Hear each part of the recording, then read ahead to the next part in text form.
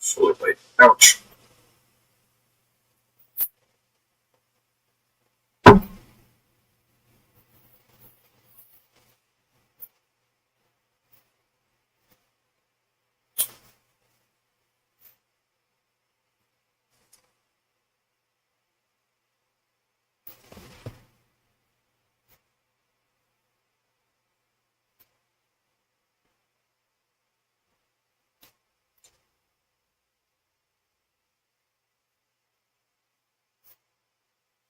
Alright, now that we're both up and going. Hello everybody, this is Old Mage Guy, as always. Running a little late today. Typically try to get this started between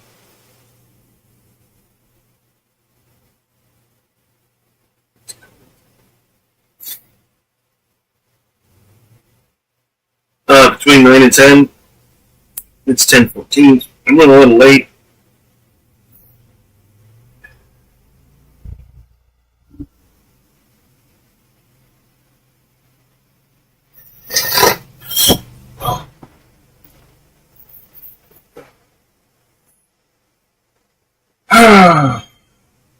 I'm getting muscle pinched right back here.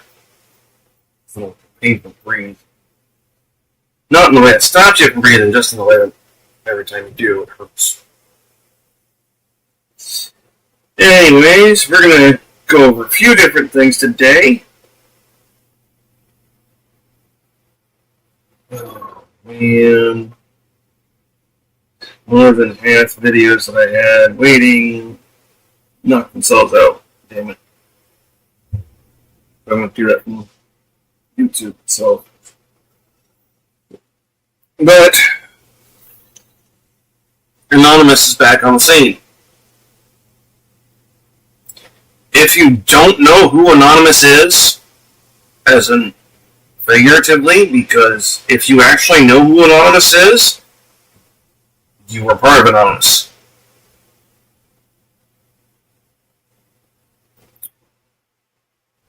And shouldn't be giving that information out.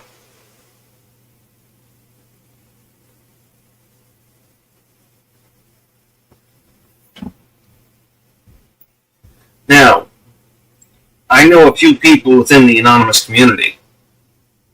Do I have names? Fuck no. You're not supposed to. Do I have screen names? Old ones. That are more than likely no good. And even if I did, well, let me rephrase that. Even though I have those in my memory bank, nobody getting it.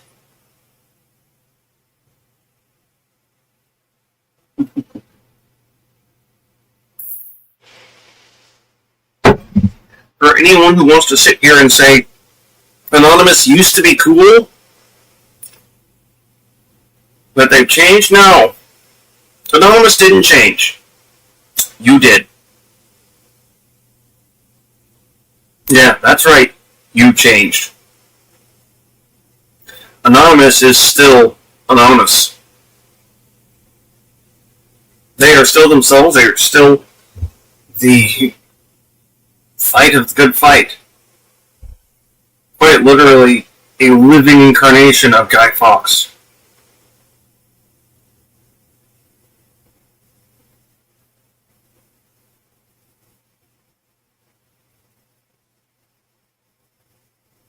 And I'm wondering if I had been heard.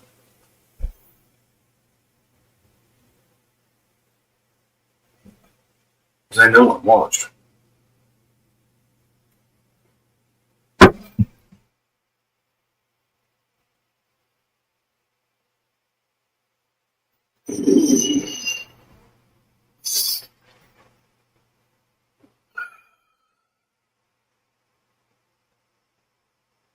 Yeah, it's been a while. Last time they came out and said something was during George Floyd, some protesting scenario. Anonymous doesn't come out for little shit. Anonymous doesn't fuck around. Anonymous takes the time to get the information.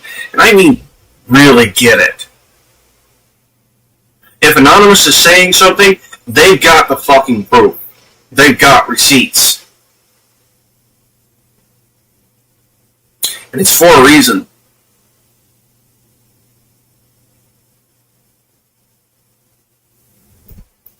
That said, I've got some old friends that need to get a message out.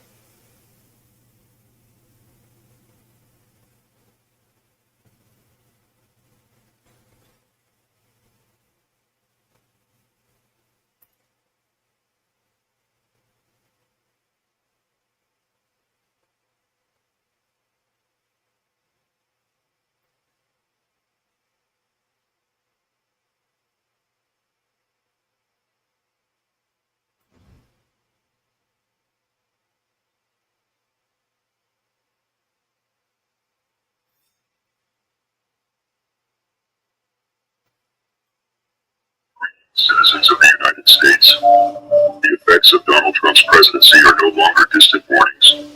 They are here, unfolding before you. While many remain unaware, blinded by the administration's relentless efforts to suppress the truth, the rest of the world is watching, and it is responding. Long-standing alliances with key nations such as Canada and Mexico are fracturing inch by inch. The cracks are widening, and the global community is reassessing its trust in the United States. The question is no longer if, but when these relationships will collapse entirely. The consequences will be severe. Every imported product you rely on, everyday essentials, food, technology, will see skyrocketing prices, making even basic necessities unattainable for the average American. What you perceive as a simple rise in costs is, in reality, a calculated strategy. The plan? To systematically dismantle the lower class, to push those already struggling into the abyss of poverty where they will face an impossible choice. Perish or submit to servitude under the wealthy elite. Make no mistake, this is economic warfare, and the target is you. The recent ICE raids are not just about immigration enforcement, they are about control. The Trump administration seeks to reignite the flames of racial inequality and segregation-era policies, erasing diversity to craft a nation built on division and fear. These operations are disrupting local economies, forcing businesses to crumble, and ensuring the economic elimination of the working class. What follows is a society engineered to serve the interests of the few at the cost of the many. And as the oligarchy takes shape, another darker ideology is creeping into the mainstream. Fascist ideals, once whispered in the shadows, are now being openly embraced. Symbolism matters. Gestures matter. Elon Musk, a figure of immense influence, recently tested the waters with a gesture recognized worldwide as a Nazi salute. This was not an accident. It was a message, a challenge, a warning. But know this, the people are not silent. Despite the administration's best efforts to muzzle dissent, the voices of resistance grow louder. Trump's reckless overhauls, his purges of experienced government officials, his chaotic restructuring of critical infrastructure have created vulnerabilities, weaknesses, entry points. This transition period is his greatest liability, but it is also our greatest opportunity. The rushed implementation of new systems, the mass firings of key personnel, and the chaotic dismantling of existing structures have left behind critical gaps. Gaps that Anonymous can and will exploit. Every system that has been hastily restructured without foresight, every official removed without proper transition planning, leaves behind exposed veins within the government's framework. These vulnerabilities are more than just bureaucratic inefficiencies. They are cracks in the foundation that can and will be breached. Anonymous watches. Anonymous waits. The time to act is fast approaching. The administration's arrogance blinds them to the fragility of their own system. Their overconfidence in their ability to silence dissent and erase opposition will be their undoing. We know where to look. We know how to strike. But understand this. Our intervention, no matter how disruptive, will only be a temporary roadblock unless you, the people, rise. This is your warning. This is your chance. The transition period is fleeting, and once they solidify their grip, your options will vanish. If you fail to act now, the cost of resistance will be far greater in the future. To those in power, think carefully. Your decisions now will determine your future.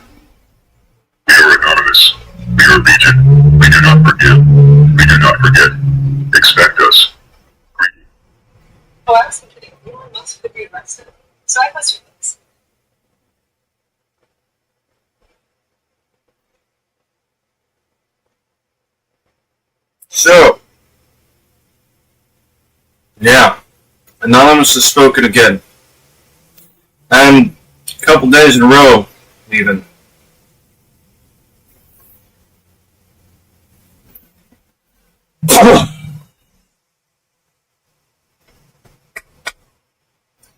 And Trump supporters can't see it. They think Anonymous changed. They think Anonymous is trying to become a fascist, so on and so forth. It's just one problem. Here's a reason why Anonymous says we are Legion. Because we are one and we are many.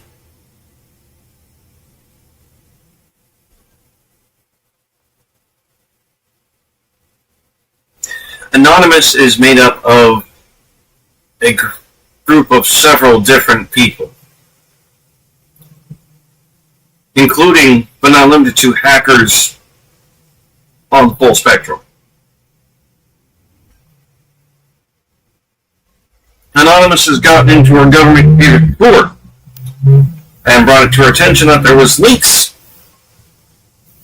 exposed and security weak spots. Did they fuck us over when they did it? No.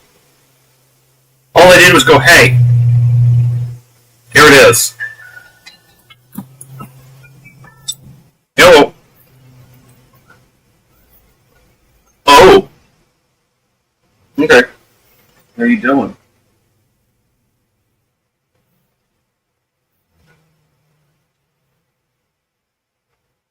Well, better than it was.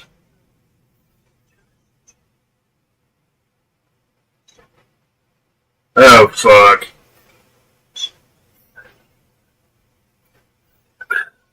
Oh, shit. Alright, well, hey, not exactly. Yeah.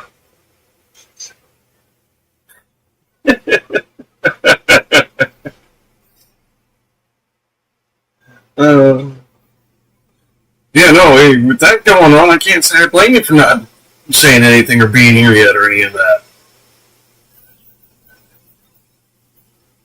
Oh, shit. Fuck. So, what are you guys doing? Stay in the truck? Alright.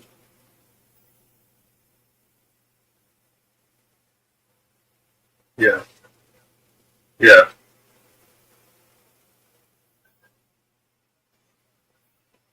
Roger, roger. Alright. Yeah.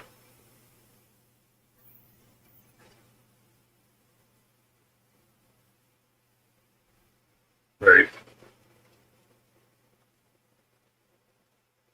Yep.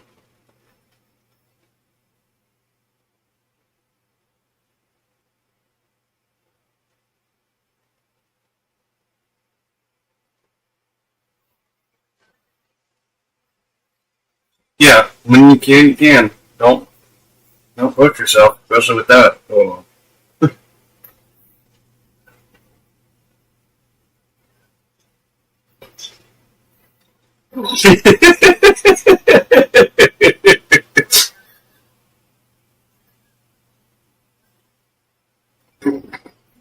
That's funny.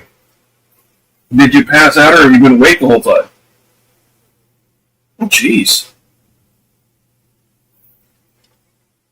Kind of surprised.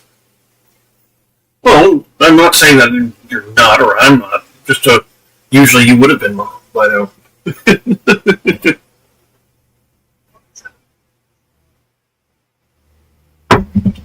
And you haven't seen her again yet.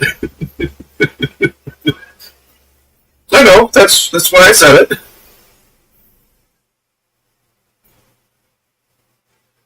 Yep. All right. Well, I'll be here. All right. Later, Bob. Enjoy. Okay. Cool, cool. Don't have to worry too much about that then.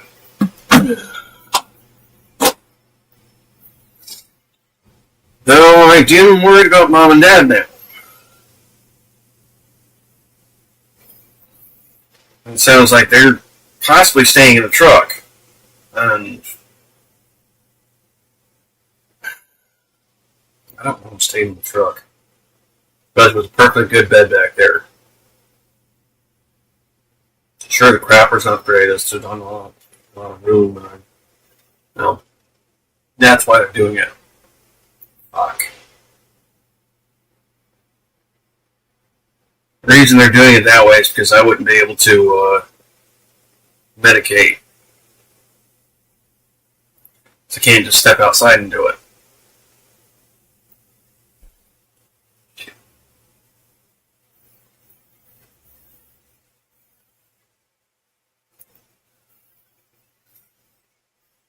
Smart ass. I always take my meds to go off property.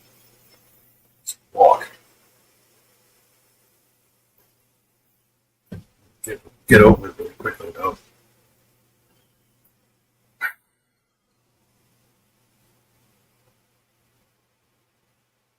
Yeah, I don't have any of the ones from yesterday on there, so I'm going to have to bring it up here on the computer. Which kind of sucks.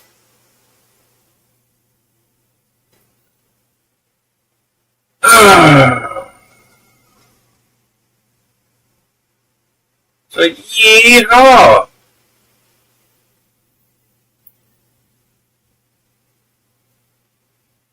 I can see what Dad was saying, unfortunately. No.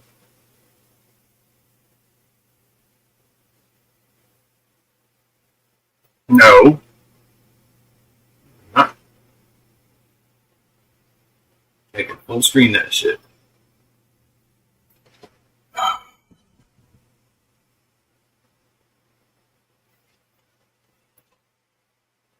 Oh yeah, I've got power hold going background.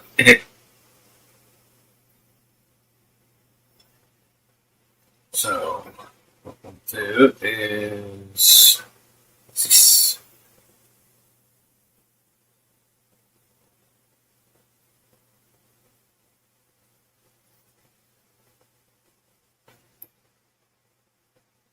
Now it's gonna look a little bit better for you guys.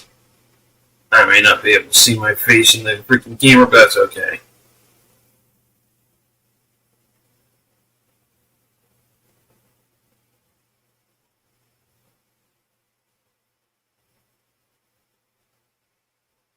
I don't think it's just neurodivergence, but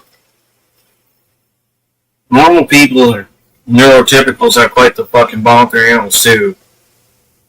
They just can't relate it to somebody else. And their bond. It's kind of ridiculous. Okay. 23.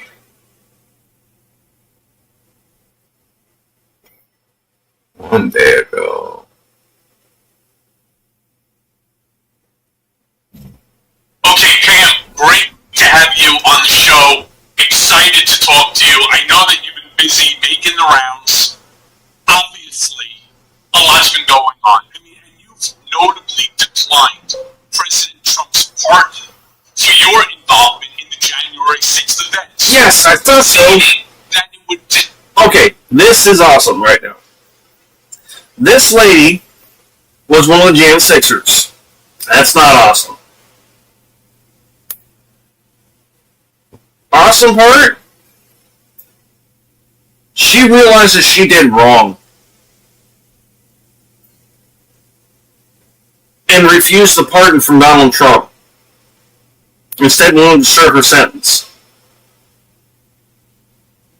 That's some epic shit. dishonor the Capitol Police and the rule of law.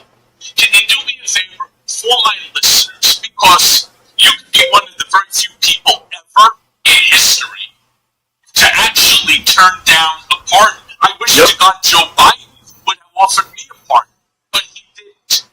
Can you elaborate on the personal convictions that led you to this decision? Well, Michael, I've been speaking up for a year and a half. I already knew if he was to get in office, I would not take a pardon from him. Oh my God. because we've been pushing her back on the J6 narrative and all their lies, and I wouldn't want to be a part of their narrative, you know, with all their lies out there. If I had never... Oh, I love it. This is nice. This is what people need to see. She was one of the Jan Sixers. That's why she got in trouble. And she's now out here speaking up. I love to see it. We all need it. I never even spoke to anybody. This is something I have to do for my own conscience, for my making amends for ever being there that day. But Michael, right now I'm having a problem. They told me I'm off probation. Nobody knows how to help me refuse the pardon. I have emailed the pardon attorney. It's the office of pardon attorney. So I'm hoping maybe somebody would take me pro bono attorney and help me get. I don't want this pardon. I'm disgusted. You know what? If I can, as a friend, and you and I have over the course of more than a year now, had handfuls of conversations regarding this and many other things. I can't imagine somebody taking on a pro bono case that actually benefits you, regardless of the fact that it came from Trump. Your conviction in not wanting this pardon is beyond. I mean, just please understand that few people, if anybody other than yourself, would actually turn down a pardon that would get rid of all of the nonsense, the entire bullshit around, for example, the probation office and all of the things that ultimately harm you, including the stigma of that felony conviction. It's acceptable and it is honorable what you're saying and what you're doing, and you can continue to speak your truth. But I don't see a lawyer, one, taking it on a contingency or even pro bono, and two, I don't even see how you could be successful. The presidential pardon is an unlimited power. You don't have to ask for it in order for a president to give it. And I can't imagine how somebody would turn around and say that the president's pardon power, which in your case was not specific, it was to just nearly 1,600 individuals. So how would they parcel yours out just by saying, I don't want it? If I was you, I'd take it. I'd accept it. You don't have to take it. You accept the pardon. You accept the fact that you are now on probation. You no longer have that felony conviction. But you keep speaking your truth to power. You keep being the man that we know that you are, and you speak your mind the way that you want to. One does not necessarily have to go with the other. Though again, incredibly honorable. Well, I have emailed them and I'm sending them a letter again to the pardon. It's called the Office of the Pardon Attorney. And because I was told that I don't have to accept this pardon, but my PO called me yesterday, they're working on it too. She says, but meanwhile, you're not accountable to us anymore. And I don't want that. I want to stay on probation. I want to finish my sentence. You know what I mean? It means How much more time in your sentence do you have? I think until September, 8 months. But that's not the point. I don't want to bother that thing. Right, but by the time that you finally get the resolution, you know that government works slower than molasses, even in a Trump administration. By the time that they get this shit under control, you realize that it'll probably be around August or July. So what are you saving yourself, the 2 months? Like I said, you keep speaking your truth. And if you really want to, if you really want to see in somebody's eye, imagine they go out, they give you this very infrequent document, this pardon, and then you continue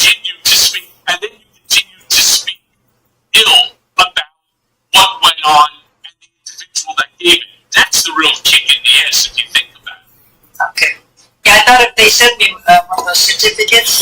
You know what I'm going to write on that, and then I'm going to burn it. I don't think You know what should I'm burn like? anything. I hear you. I do hear you. Let me ask you this, right? Again, because it's extremely honorable what you're doing and the reasons behind it. But with over 16 or nearly 1,600 pardons that were issued to January 6 participants, how do you interpret this action in terms of accountability and justice? And I'm talking about, right, you're talking about 1,600 or nearly 1,600 people that were held accountable and received some form of punishment by the courts, by the judge. How do you interpret it? Well, it's an outrage. It's saying that the evidence that they collected from their emails, their photos, was all bogus. Everything about it. Slapping the face into the judges, prosecutors, to the rule of law. To the people. It's horrible with the precedents that they are setting with this. It's a nightmare. We know that Trump had to do this because his narrative that the DOJ is weaponized against me, it's a witch hunt, and if he didn't pardon every single one of them, then his message would have been interpreted, well, maybe not all the DOJ is weaponized against us. He couldn't do that. No. He has to keep his propaganda narrative sick message out there that there's a deep state. It's like, and the DOJ is weaponized against us. Well, but Jack Smith, he said in his report that he would be in prison. That's enough for me. But yeah, Michael, this is horrifying. It's horrifying. And you know what's amazing is when you listen to some of the, and I'm not saying all, look, Pam, let me be very open with my audience here. You went into the Capitol, but you weren't violent, you didn't smash anything, you were just there, if I'm not mistaken, as part of a protest, correct? Yeah, but don't minimize what I did. Well, I'm not minimizing, It was wrong. yes, but we had, Good on you, Pam. He's not trying to, but good on you. Good on you for taking the responsibility. Good on you for knowing and realizing that that was something you needed to do. Because there's not enough people nowadays doing it. Apparently, look at the rest of the J6ers. had people in there that legitimately were looking for members of Congress to beat the shit out of them Yeah. and to kill them. Yeah. Mike Pence or Nancy Pelosi, that wasn't your intention. Oh, no. Well, no. I think a Of lot of course not.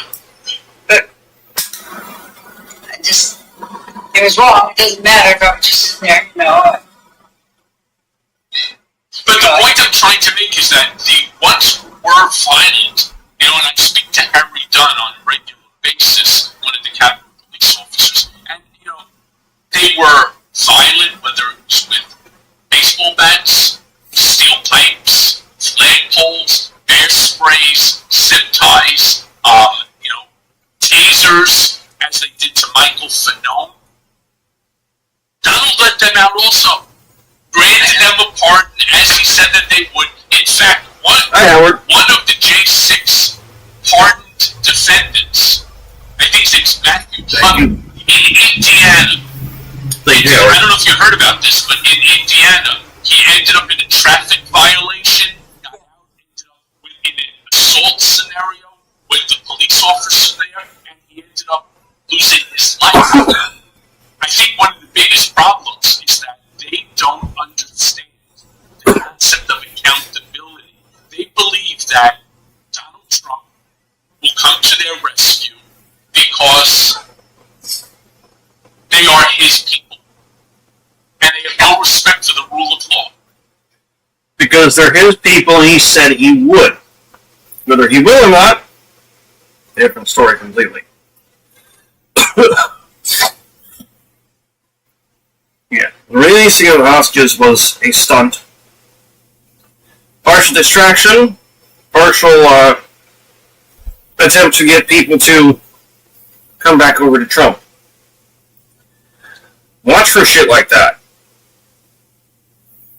It's more common. No, not at all. They have their own agenda, and it's just like Trump's. But the court record showed there was over 120 guns there and more.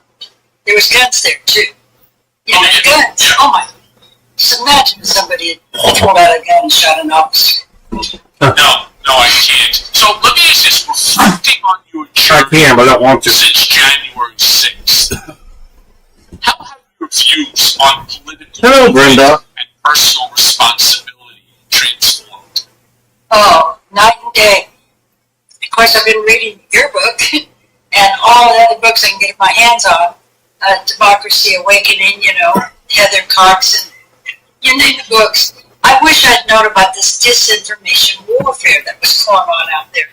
You don't suspect a president to be lying to you and being a dangerous narcissist. It doesn't come to your...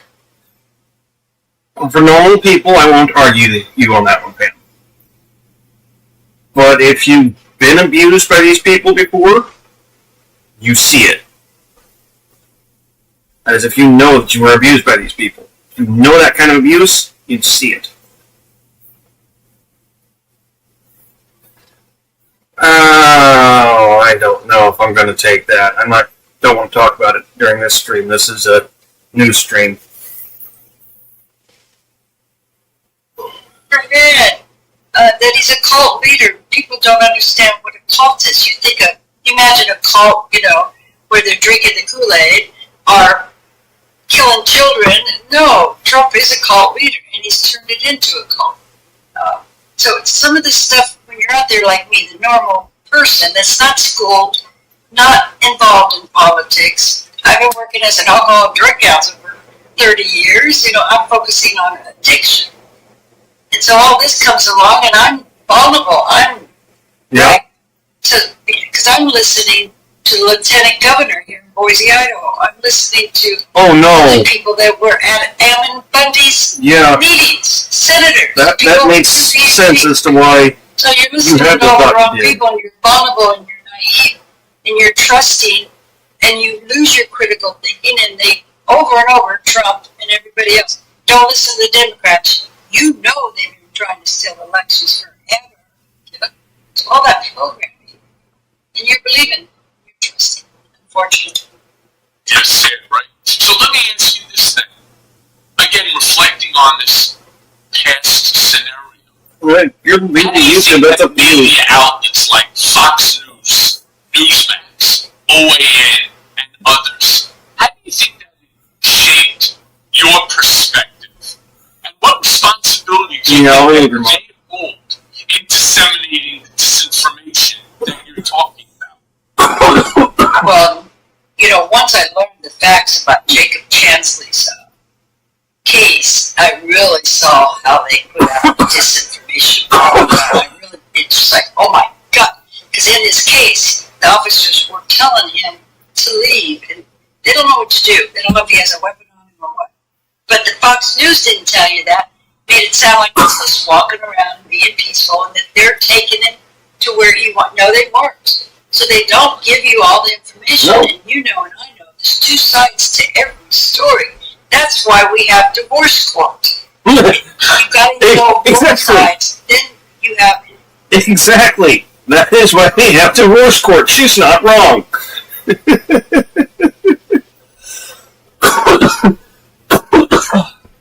Oh shit. See, and this is why you can't say all Trump supporters bad, especially back then, because these people have been lied to like crazy. And yeah, it's a cult.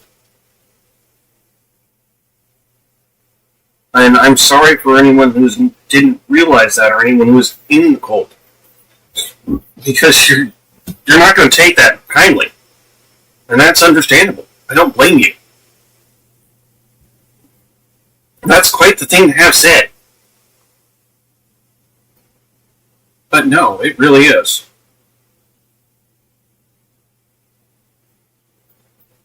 Do a little bit of research about cults and then look at the structure. It's not different. I'm sorry. Informed information, you can decide for yourself, but they don't do that.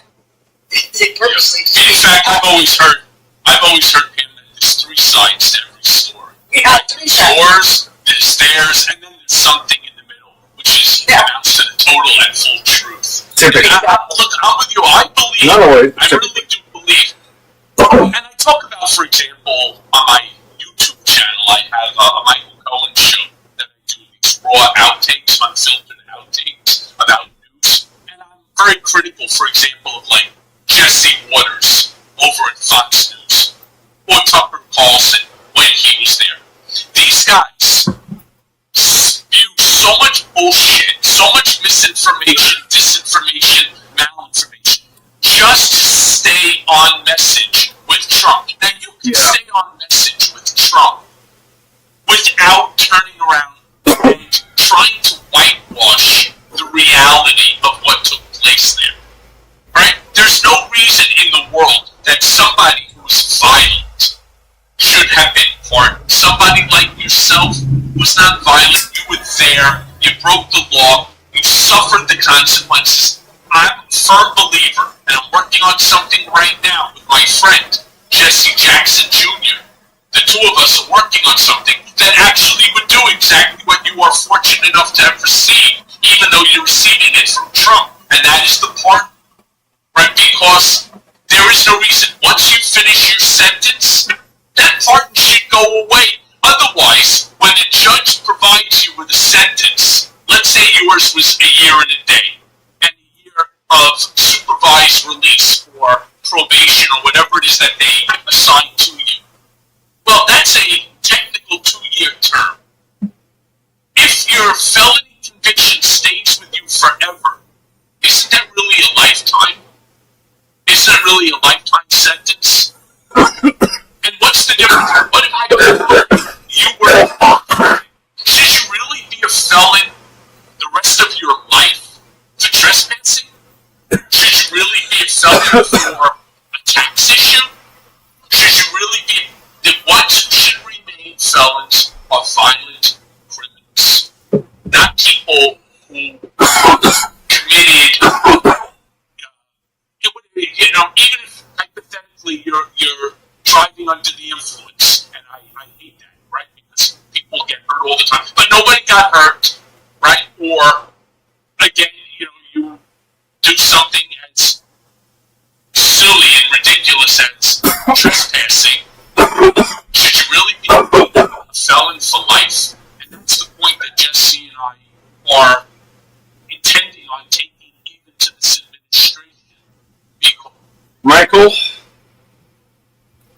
to some extent I don't disagree, but other extents I do agree.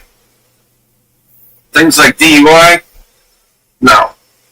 I'm sorry, no. Yeah, you should stay a felon. Sorry, if you're going to sit there and drink and drive,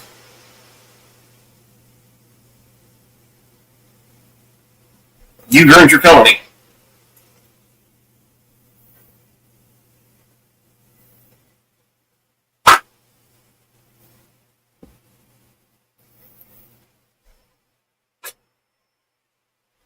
And that's coming from somebody whose abuser was taken out by a drunk driver. I wish I could thank that drunk driver. But that drunk driver was driving drunk.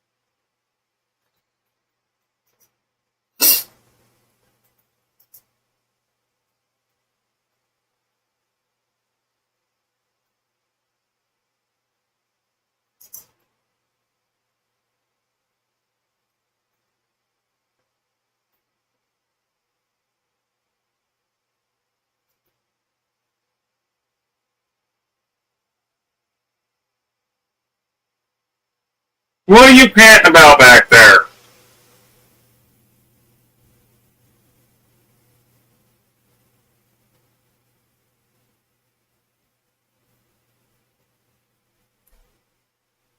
Dude, it hasn't even been an hour since you've been out. And you went both. It's not hot back there. I can feel the fucking cold coming from back there, dude. Oh God, you are ridiculous.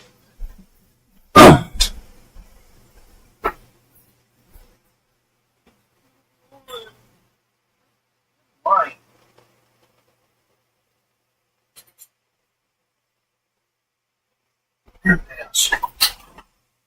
There, now I'm cool off for you.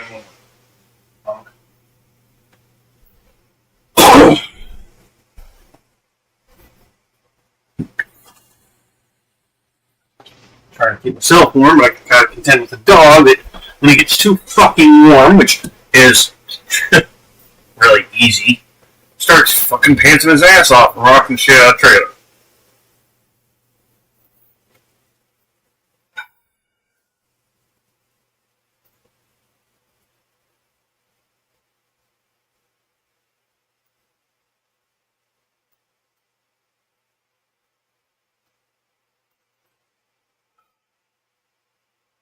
And then I've got to deal with getting rocked to hell.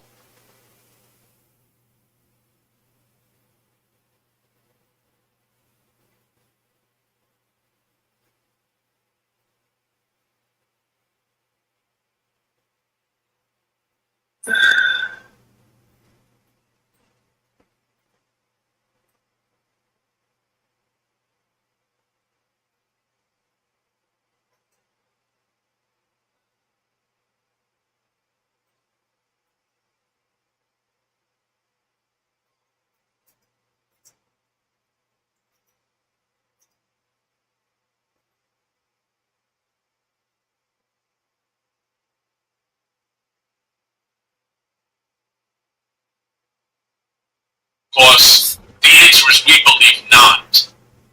But I also wanted to bring it to you, it's not just media outlets like Fox and others. No. It's also social media platforms. Yep. Like X, formerly Twitter, TikTok, Still Twitter. Not all X. YouTube, whatever it might be. And these platforms have been criticized for hosting conspiracy theories, Oh yeah. especially X.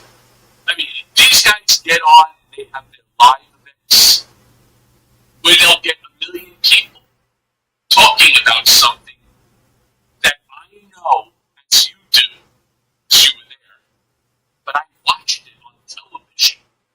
I listened to the sound of the screams of police officers as his head was stuck in the doorway or being smacked upon or tased. Yeah. I know what I saw and I know what I heard.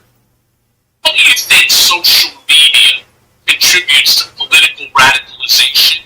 And what measures do you think can be taken to address this? What measures should Congress be looking at right now to address this issue? I am curious what she has to say to I that. got cheaper from CD keys. So do I, but shut up. Oh, I really don't know if I have an answer for that one. Fair enough. However, I think just the awareness that it's going on, and it's so important to double check everything that you are hearing.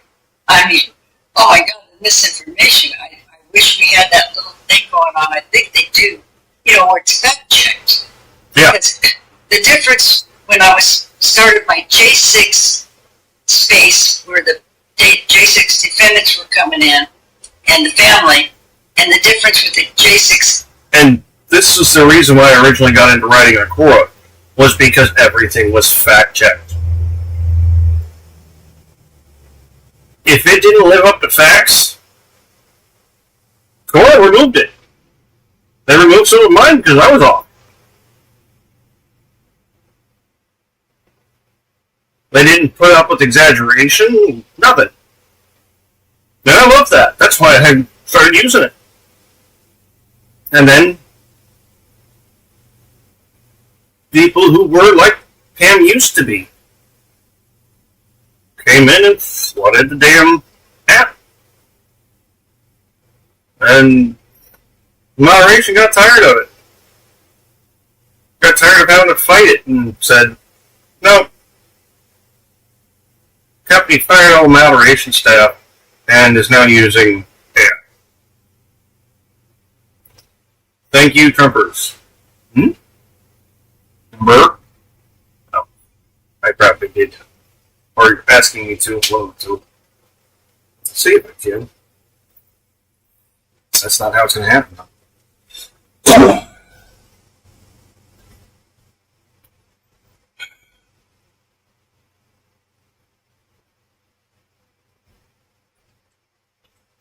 It won't happen in Paramount either.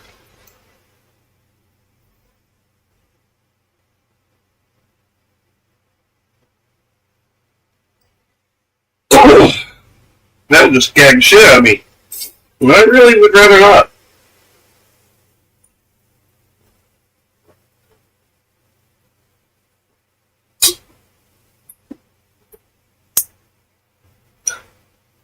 Yeah, that was weak.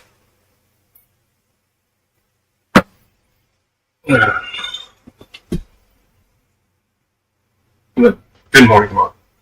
Or, can't remember how the first name was pronunciated. Gaslighting Space I started was night and day. You both sounded the same.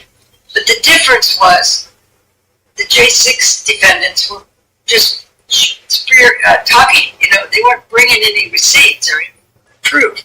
And when I started the Gaslighting Space, the Democrats, the petition hunters, they were all bringing receipts, proof of what they were sharing. And they wouldn't even let you talk unless you had some receipts. Yeah. So we need more of that. I mean, because we've seen that day in and day out. You know, one of the things that that Trump was so angry about during the campaign was that... And that's kind of why I'm doing this right here, is I'm bringing receipts. And then, even on these receipts, I criticize some of the points. Because it's stuff I see that they're messing up on.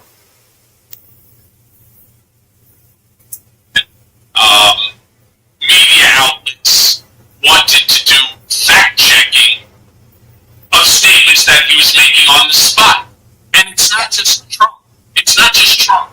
We're listening as members of Congress rewriting. They're whitewashing what honestly took place. That we all know, we heard it, we saw it. There were consequences. 1,600 people were ultimately incarcerated or became... That's one part of it. I mean, there's all kinds of shit going on up there. It's absolutely asinine and against laws, rules, and regulations. Of course.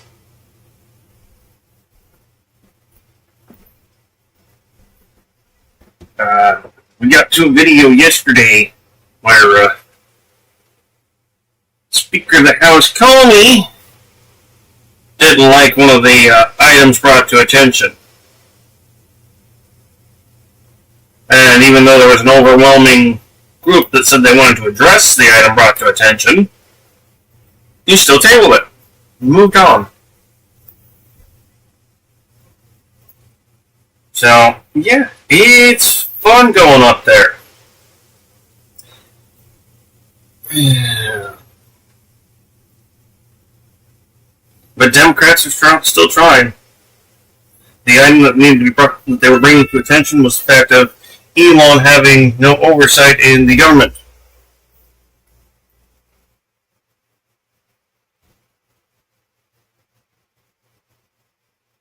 Many, including Republicans, wanted to address it.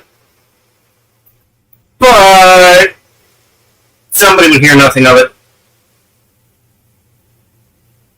He saw what it was, and the first thing he said was, "It's not debatable." And needless to say, that didn't go over well. Everybody's like, "Oh, what do you mean it's not debatable? It is certainly debatable." It's not real. Can I table this? I can table it.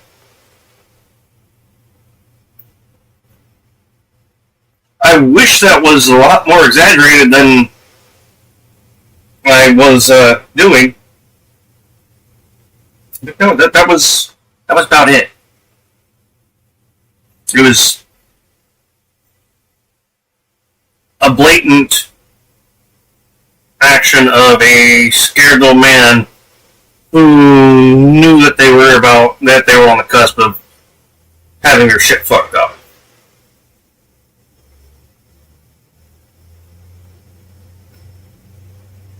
I do not like seeing that in government. Because that can't stand up to anybody. I can scare that. Defendants in cases. I don't understand. I really truly don't. I don't understand how it's possible that you can have people that turn around and say it was a day of love. No. That it was non-violent. It was a peaceful protest. Because Donald Trump said it. With such conviction. I'm just curious how. It's easy to keep lying to yourself. How many people do introspection and keep an eye on their character defects so that they continue to live a good life? You know, am I lying? Am I being honest? How many people do that? Well, because I've been in the program for 45 years, I have to do that. It's important that I get honest with myself. If I've harmed somebody, I have to make amends.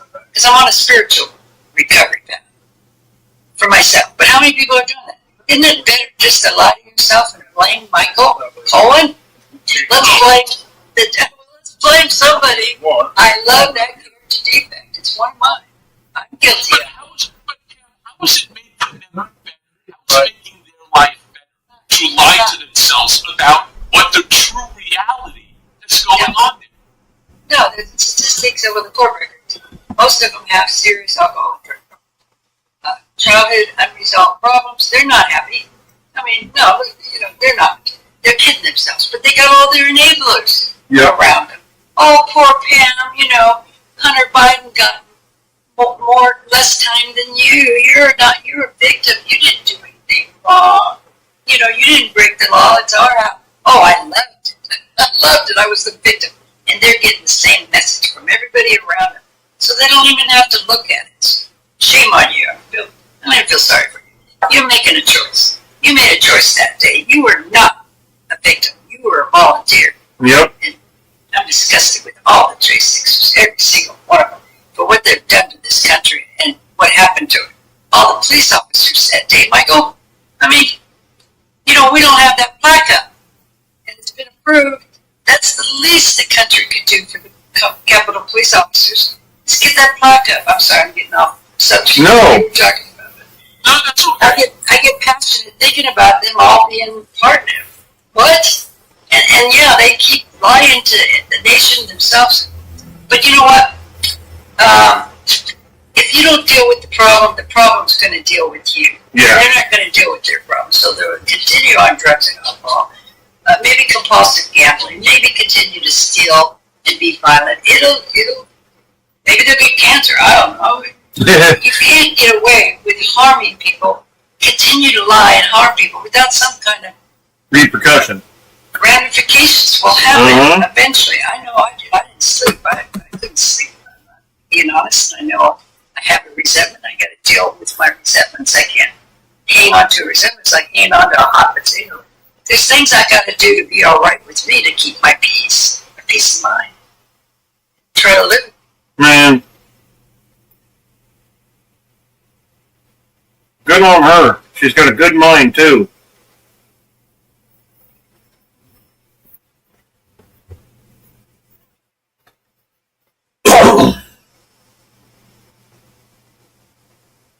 I'm glad to hear her realizing some of these old sayings again.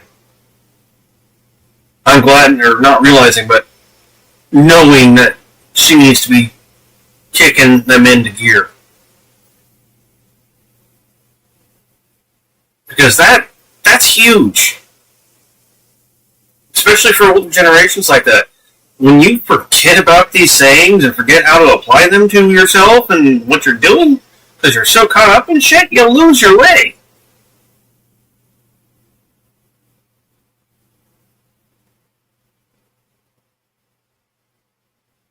And that's not just older generations, that's all of us. You get caught up in shit and forget your morals or whatever. The things that guide you.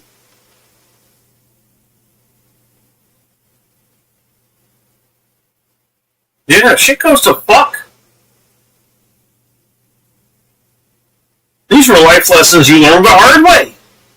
These are life lessons that you learned. Okay, yeah, that fucked me up. Let's not do that again. Remember, da-da-da-da-da. Remember, da-da-da-da-da.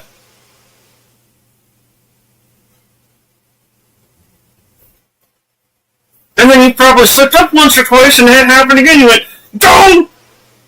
I did it again. I gotta remember. Do.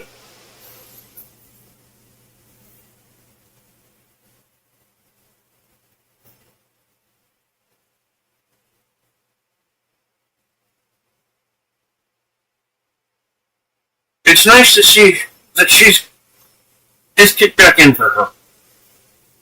She was there originally for peaceful, and sounds like she stayed peaceful. She got nailed for trespassing.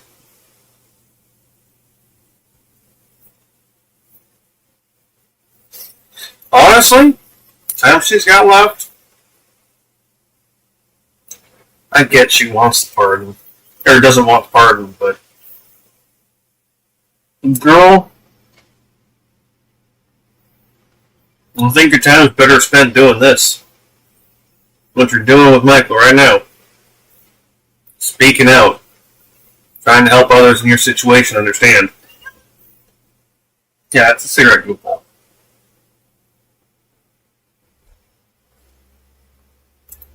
Good night. No, Michael, they're not happy. It's time for you to get your readings. Fucking sell out. So stop straightening Get off the screen. Tim, what was your actual sentence? What was the 60 sentence days. that you 60 days. 60 days? Yeah, remember I told you about Michelle West? Yes, yes, I do. Joseph's partner. So Yeah. excited. She got a Yeah, partner. I'm happy for her. I wish that the old geezer would have fucking done the same for me and for all the other Yeah. people that were forced to testify via subpoena instead of leaving us out to dry. I mean, which is what Joe Biden did. You know, I can't blame Michael for being a little bit sour about that. Ever since he's been out after being held as a political prisoner, he's done nothing but fight against Trump and the bullshit that he's been doing. And speaking out about it from someone who was Trump's basically right-hand man for the first term.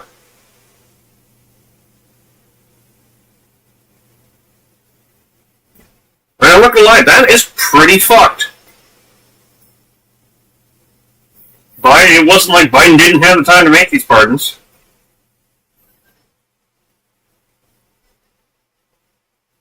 I have a very different opinion. I have a very different opinion of him and the morons that surrounded him. I really do. You can't put somebody in harm's way and then turn around and say, well, you're gonna need to figure this out on your own. In fact, hindsight being 2020, if I knew then what I know now, that the administration was gonna basically walk away, and it's not just about me that I'm referring to. I'm talking about people like Cassidy Hutchinson or Lisa Farah Griffin, or Stormy Daniels, or Stephanie Grisham, or any of the other people that had to testify against Trump via subpoena, validly served and executed subpoenas. Yeah. If I would have known that, I would have taken the fifth from day number one. I didn't want to testify in the first place, but Trump was adamant that I should do it because he knew I would toe the line and he knew that I would stay on message. So I did, to my own stupidity.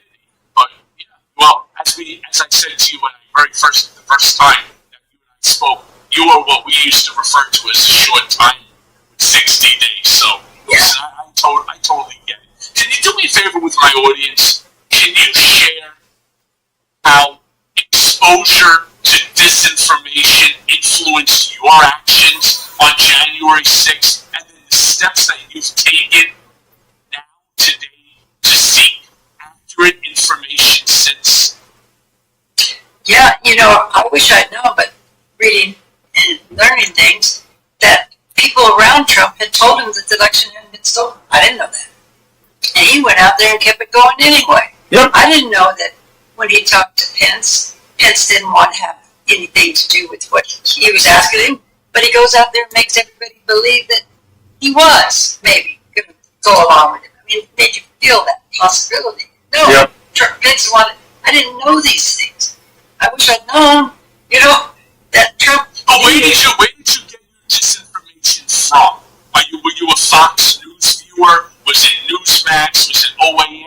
Was it Washington Post? Everything. Yeah, and those around me that I knew, respected politicians here in Boise, Idaho, just giving me the same information over and over. There's a lot of gaslighting. And, don't be reading that. Don't be listening to that channel. Trying to influence you to just stay focused on what Trump is sharing, with the party sharing, Giuliani. How would you suspect a person like that to get out there and outright? For what? For money? For power? I don't get it.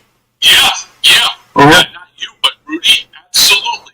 He's desperate for money, and he is desperate for being close to power. Very much like the old mythological story of Icarus. Rudy Too close to the sun. Close to the sun. Uh-huh. And he did. Standing up there on the steps over at Trump National Bedminster. I've been there. Standing over there, holding thumbs up with Donald and Doral or Mar-a-Lago or wherever else Trump was at the White House at the front door. Thumbs up, big ass smile with his laminates and all. And next thing you know, well, like Icarus, the wings are made of wax, and face first splat right to the ground. He even went so far as to be stupid and attacked the two women, Shine Moss and Ruby Freeman, simply because that was the narrative. Yeah. Staying on message. And each and every one of those individuals that stay on message, ultimately, not Trump. Trump manages to escape all liability and accountability. And now, especially with the Supreme Court's decision, he will continue to do so, but not the other people. And it's going to be, unfortunately for them, a lesson that both you and I have learned the hard way. Yep. Yeah. He don't care about nobody but him. Nope. He just cares about coffee. Well, that's true. When they swore him in as president, no, it felt more like they were crowning a king or a dictator or mob boss. Yep. They didn't swear in no president. He was the president, because All goes that right. is, but let me ask you this then. What strategies would you recommend to individuals to break free from the ideological echo chamber and engage with diverse perspectives? Because one of the things, again, if you watch Fox News, if you watch only Newsmax and listen to only OAN, by the way, it's the same thing with CNN or MSNBC. If you follow only one news source, your perspective is completely limited. What strategies would you recommend?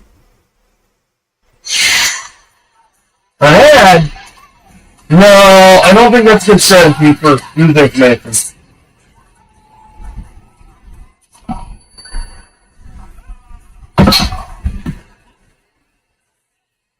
No, I don't think an ad's a good strategy for it. You know that Sorry. feeling that a friend of yours that you really, really respected and liked, you find out they lied to you. It hurts that somebody you trusted lied to you. So it's important to know that. Now you have a choice. You don't have to be around this person. So with Trump and everybody around him, it's important that you know for yourself, not to be going out and telling media or anybody, but you learn for yourself that you are being lied to. They're not giving you the facts. Learn who the right people are to listen to. Researchers like Michael Cohen, that's been there, done it, has the information. Listen to people like that. It's really important. Not everyone's doing what Michael Cohen is doing, what you're doing. But No. find the right researchers. Like for me, Heather Cox Richardson, people that are in the Lincoln Project that are getting facts out there. They're not doing this because they're against Trump. They're against lies. They're trying to save our democracy. And you can trust these people. You really can. I guess that did I answer your question. So, I'm just trying to think more like the strategies that you would recommend to break free of that ideological echo chamber, right? I mean, what sort of strategies do you? Because I truly don't know the answer, and I was one of the people that was lied to by somebody who's not just my boss, but somebody who I considered like a close friend, and I'm referring to Donald Trump, who just throws you under the bus and backstabs you. I'm still looking to understand all the strategies. Is it to go out and to create a podcast? Is it to go on television and, try to speak truth to power? Is it, the 3-step? Michael, speaking truth to power nowadays, and I hate to say it, is speaking to the people.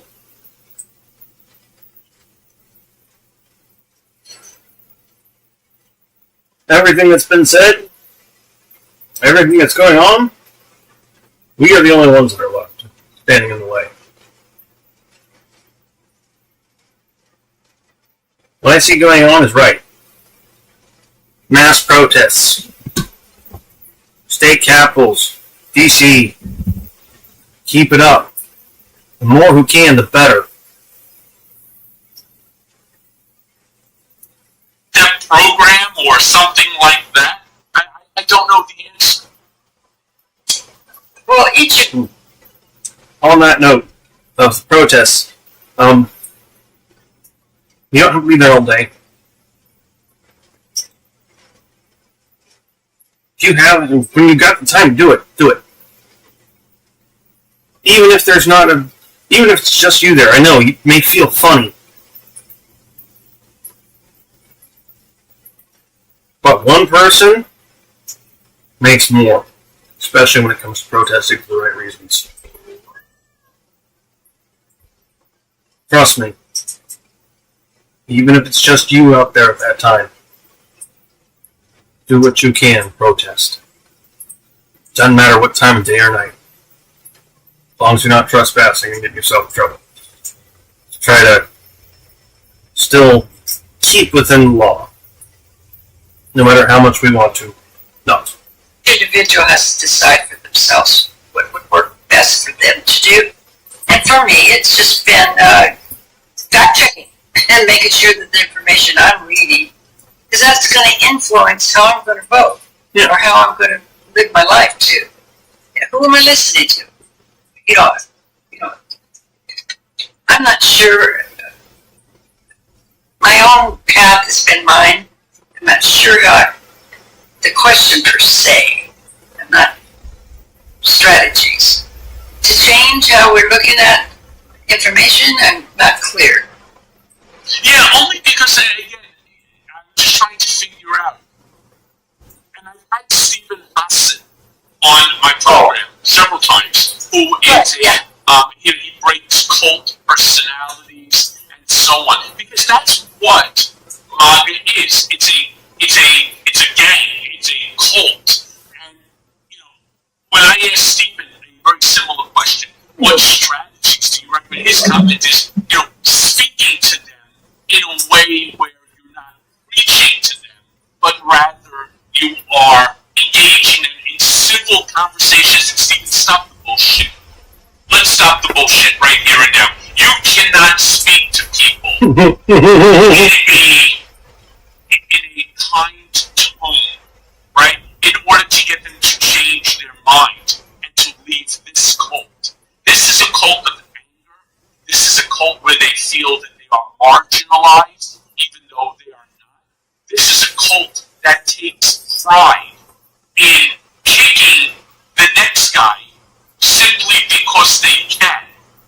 You see what I'm saying? And I'm just trying to see, like, what do you do to break free from this? Okay, first I want to say, are you familiar with the bad cop and the good cop? Since you're already playing games anyway, why not earn some free rewards while you're at it?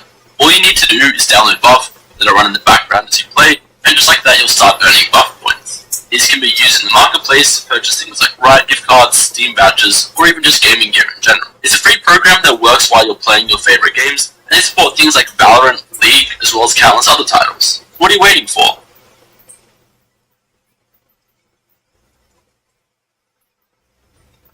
Alright.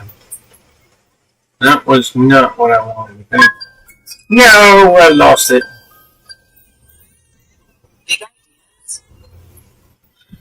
Of course. Okay. So Stephen Hansen, because I've read his book and I love everything he shares, and I share his book with a lot of people.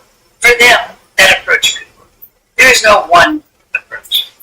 If there's just one approach, that would be a goal. I think for myself, I'm the bad. And I go from my own experience of trying to get clean and sober for 4 years and I could not. It was the people that confronted me. It used to be called tough love. A lot of people don't like to rock the boat with other people. They don't want to get them upset because they'll lose a friend. Well, too bad. Mm-hmm. They got me upset and they told me things I did not want to hear. But those were the people I went and talked to later when I had finally got ready to stop drinking and using. I couldn't wait to find them. That was 45 years ago. Those are the people I said I'll never talk to. So some of us are able to hear you when you're being honest with them. Now, I'm not talking about being aggressive or hateful or mean. I'm talking about being honest. Drop the bomb. Hey, Trump's a cult leader. He's been lying to you. Here's a fact. Do you want to, more of a confrontational, but not as a perpetrator, of course. We don't want to harm nobody. But a fact is a fact. And you want to continue with these lies that you know now there's another side to the story? My hat's off to you. If that's how you want to live your life, go ahead. Live a life, walking around believing all the lies they've been putting out there. I feel sorry for you. But I want to know. But they do. Every now and then, we're reminded of those many healthy resolutions that we've made over the years, like to lose weight, to exercise more, to eat. To skip the ads for my viewers, so they don't have to see that. And your bonus gift, that's ProLonLife.com/Mayor Coleman. Go there now. Yeah, because it's fitting their narrative. How many are racist? How many are against the LGBT? I get angry thinking about it. I feel sorry for you. God, you don't have any prejudice going on. But see, the approach has to be what works for you. And some people say, I just don't talk to them at all. I can't even talk to my family. I get it. Stephen Hansen has a great approach. I have mine. I'm very confrontational. And but that's not going to work with everybody. So there's no real one way. Yeah, that's certainly for sure. So let me ask you this. I want to move on to sort of like the political climate, the public sentiment, how things are right now today. After less than 2 weeks of Trump in the White House, how do you interpret the public's response to President Trump's recent cabinet selections, especially those who themselves have extremely controversial backgrounds? Yeah, before we get to hers, I will answer the question. So, from what I can see, public don't like it. It looks like many of you have been speaking up against it. And I can't say I blame you. It's a good thing to do, or it's just more start doing so.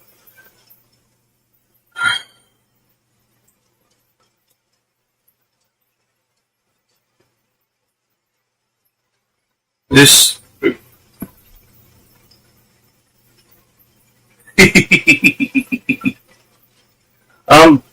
technically not schizo.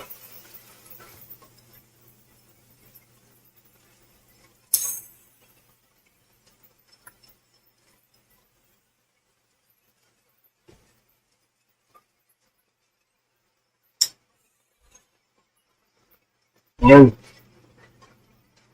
psycho, or socio. I'm just autistic. With a lot of past trauma.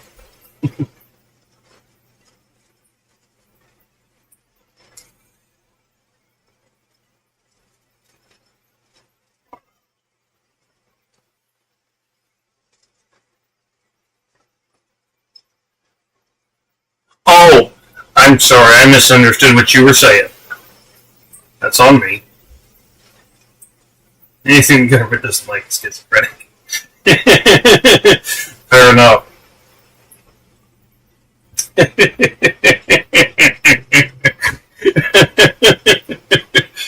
hadn't heard it put that way. I get you now. Yes. In that case, yeah, one very, very much adhering to facts from somebody else's reality as far as they're concerned.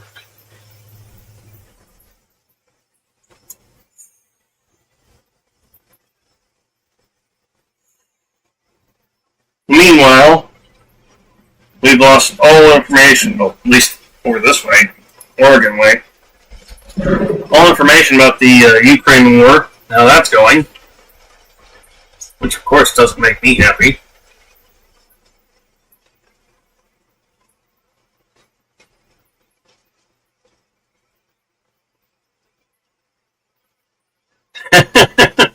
We can't be fixed, bro.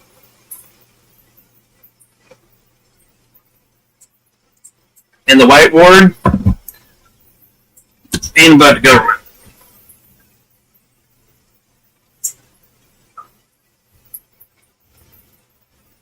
More about it, it's mental and emotional health. For the moment, it's still science. For the moment. Thankfully.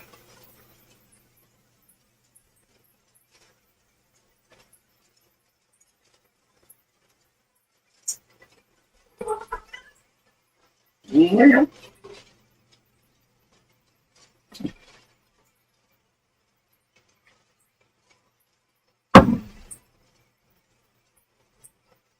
Now, does that mean the people in that facility are adhering to the science?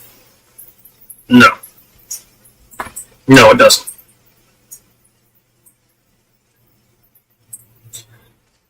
Because there's several different things that can actually depend.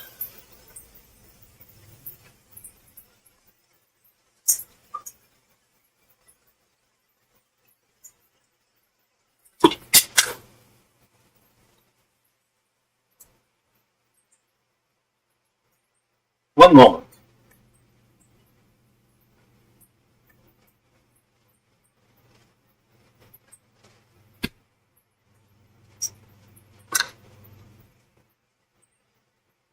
Thank you.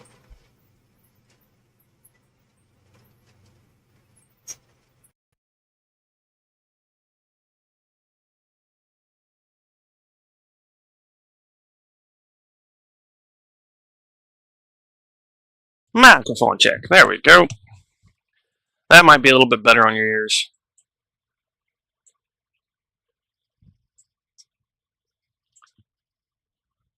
Yeah, I've got a group that prefers this mic, and a group that prefers the mic I was using. So I kind of have to go back and forth between the two. Just typically depends on who's viewing.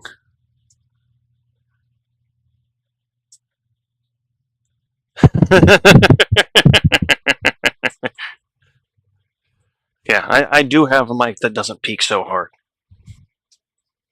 That was my laptop built-in mic.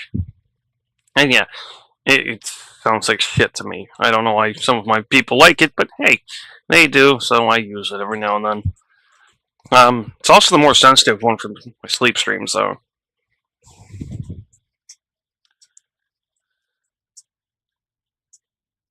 Alright.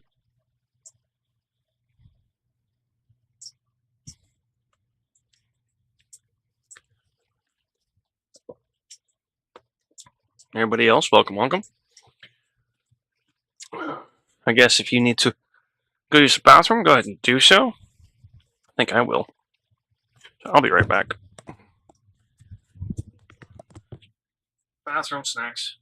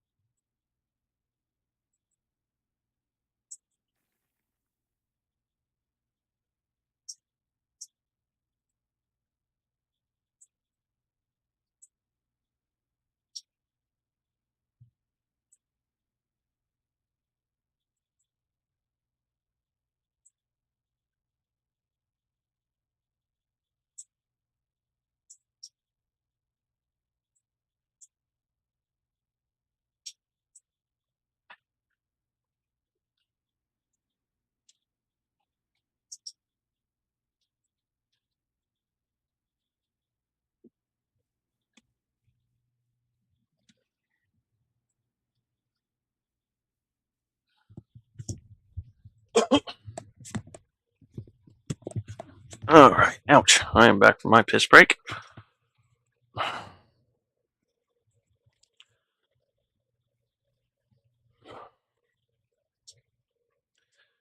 My parents are feeling the slice of the economy already.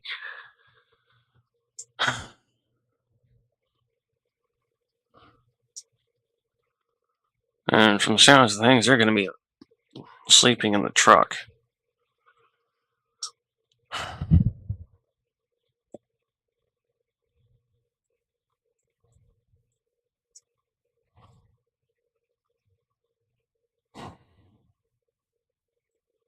And sadly, there ain't nothing I can do about it.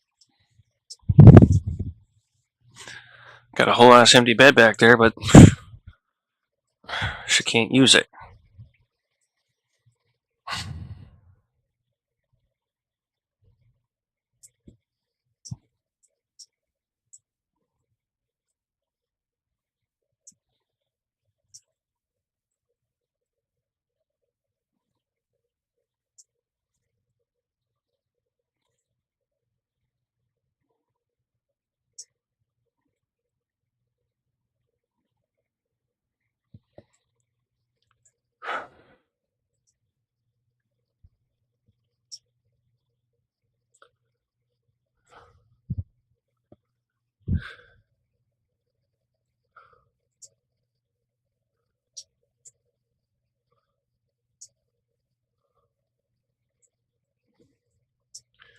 I need to get that information for him first.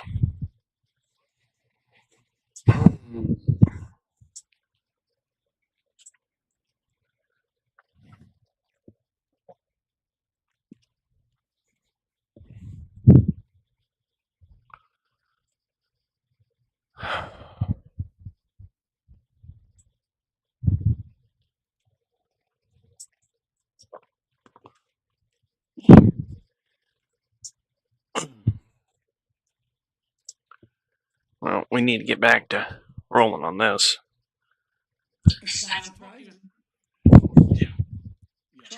And if I can, because I know that you're an expert in the area of addiction, alcoholism and so on. I mean, we talked about a lot about Pete Hegseth and his frat boy type of drinking and so on.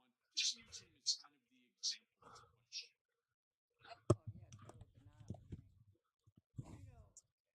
In a book called Inside the Criminal Mind, he's also a criminal. They will have you look like the good guy by using the Bible or Christianity. Like he has that tattoo on him, It's all a facade. It's all a tactic. But yeah, he's in a lot of denial. He needs help. He hasn't stopped drinking. I lost my train of thought, but I'm disgusted with that pick. But what do you expect? But Pam, what I'm specifically asking you is, the public. We are a very divided country. We have been and this is not a Trump thing, that this country is divided. In fact, the last 5 elections have been decided by basically 1 percentage point. Yeah. One way or the other. And it was no different in this election as it was in the election Trump lost, as it was in the early one that Trump was victorious in. The question I'm trying to is that we have this 50-50 for all intents and purposes divide. And Trump has taken a very different method of filling cabinet selections. He has gone not with the standard Washington, D.C. insider, that has no issues with either side of the aisle or very few. He has gone for far, far, far off the reservation picks. Far off the reservation. With people like a Pete Hegseth, with people like Tulsi Gabbard, a Christine Nome, who comes to New York, throws on an ice flak jacket, goes up to the Bronx, raids a house, and they're only doing that for video. Yeah.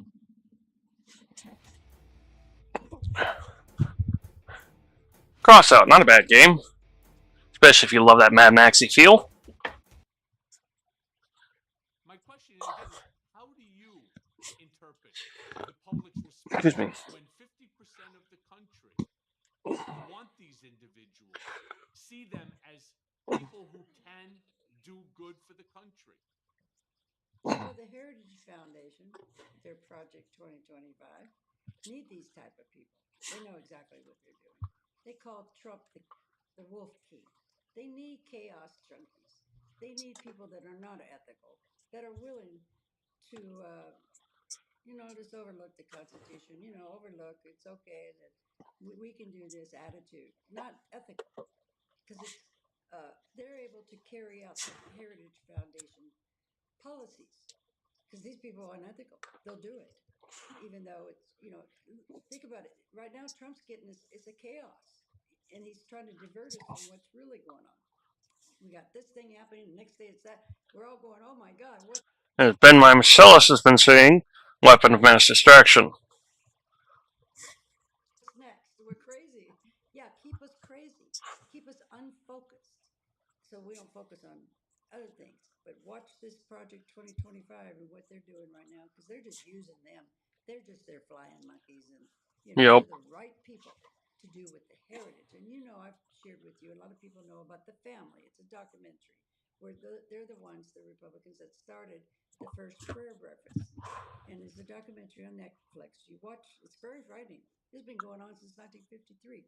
Finally, they got their man, Trump, that will implement what they want. Yep. Which is an all-white Christian nation and all their other policies that you're really aware of with Project 2025. But we already looked at the list, and there's 5 that's happened this week. Yep. On their list for Project 2025. So these are just people they're using as puppets, and they want. Because I've yet to do this on stream and really should.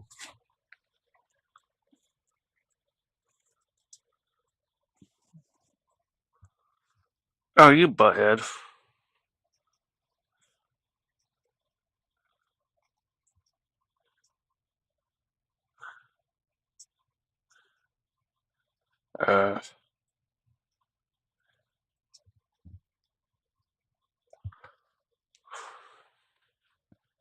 Somehow it highlighted something that wasn't supposed to be able to be highlighted. I just found a Google bug on stream. Lovely.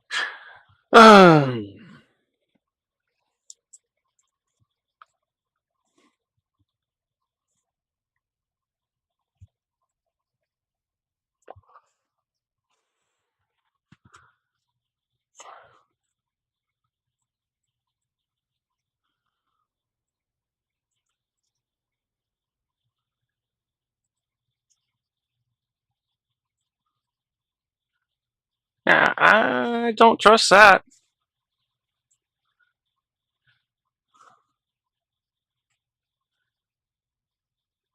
BBC, Wikipedia, Document Cloud, American Public Health Association.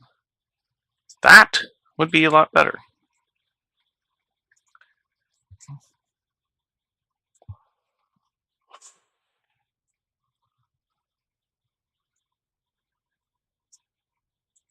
federal workforce, climate change, Medicaid access, vaccines and research, education, DEIA, census and data collection, LGBTQ plus protections.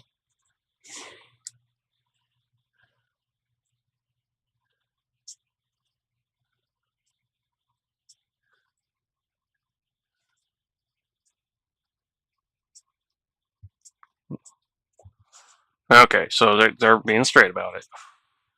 So we'll come back and look at that. That is a quick subsect of Project 2025. It's actually 700 or 800 pages. Just under 1,000. They want the money and the power, so you know who to pick when you remember in school there was that one guy you could get him to go do whatever you thought you wanted him to do, and he wanted to please you. Yeah, it was called the headman. It was called the headmaster in my case. Yeah. We can get Mikey to go do it. Exactly. The headmaster in my case, boy, we had him wrapped around our finger. Hey, let me ask you this question, because in light of the recent political developments, what's your view on the importance of accountability amongst public officials? I want you to think about where I'm going with this question. Nearly 1,600 people received that pardon, you included into it. You realize not one public official, not one, and we know for a fact, based upon Jack Smith's reporting, based upon leaks that came out early on, that there was communications going on between people on the outside, the defendants, J6 defendants, and members of Congress and public officials inside the Capitol. What's your views on that? Holding them accountable? Because so far, not one single person has been held accountable.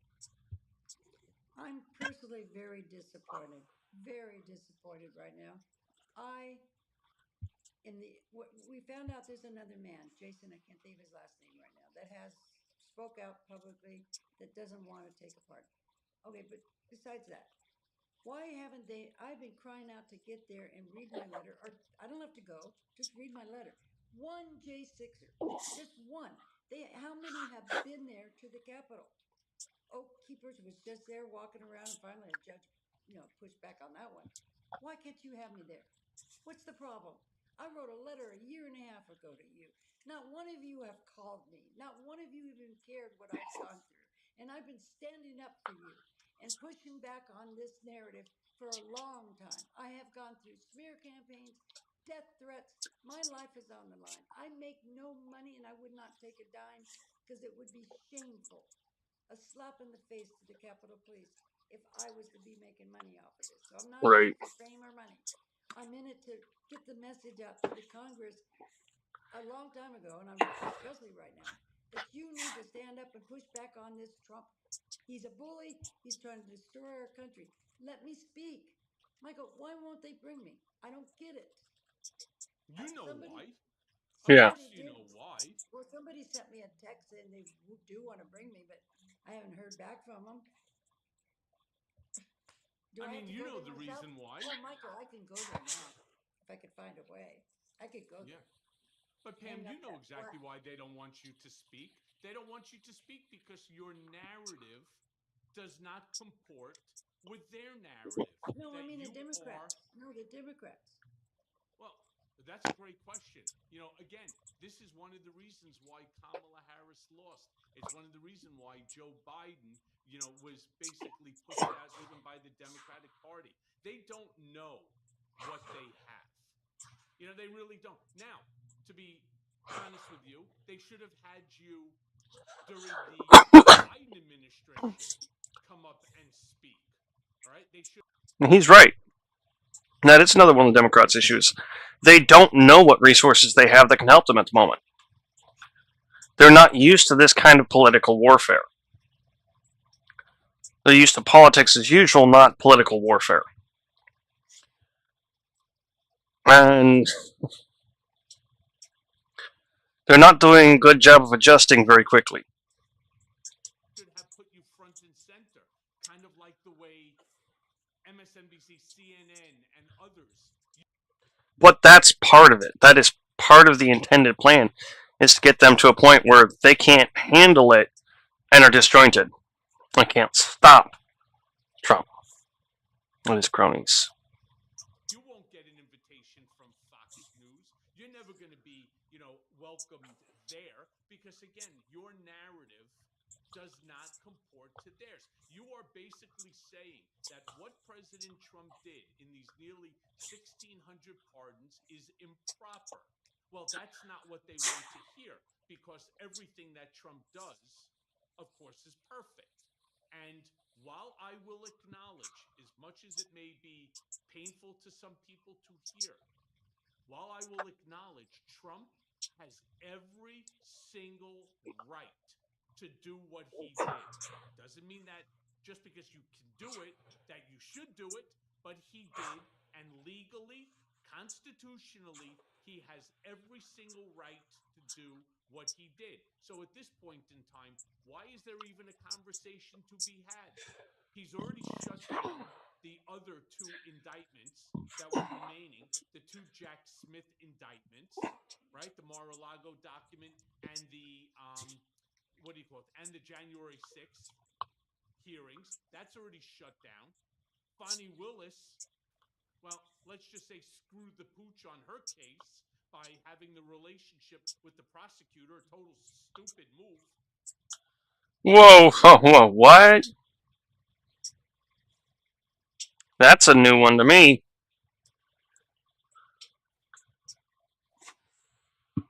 The only one that brought any accountability, unfortunately, as we like to say in the real world, too little too late, was Alvin Bragg on the Manhattan DA case.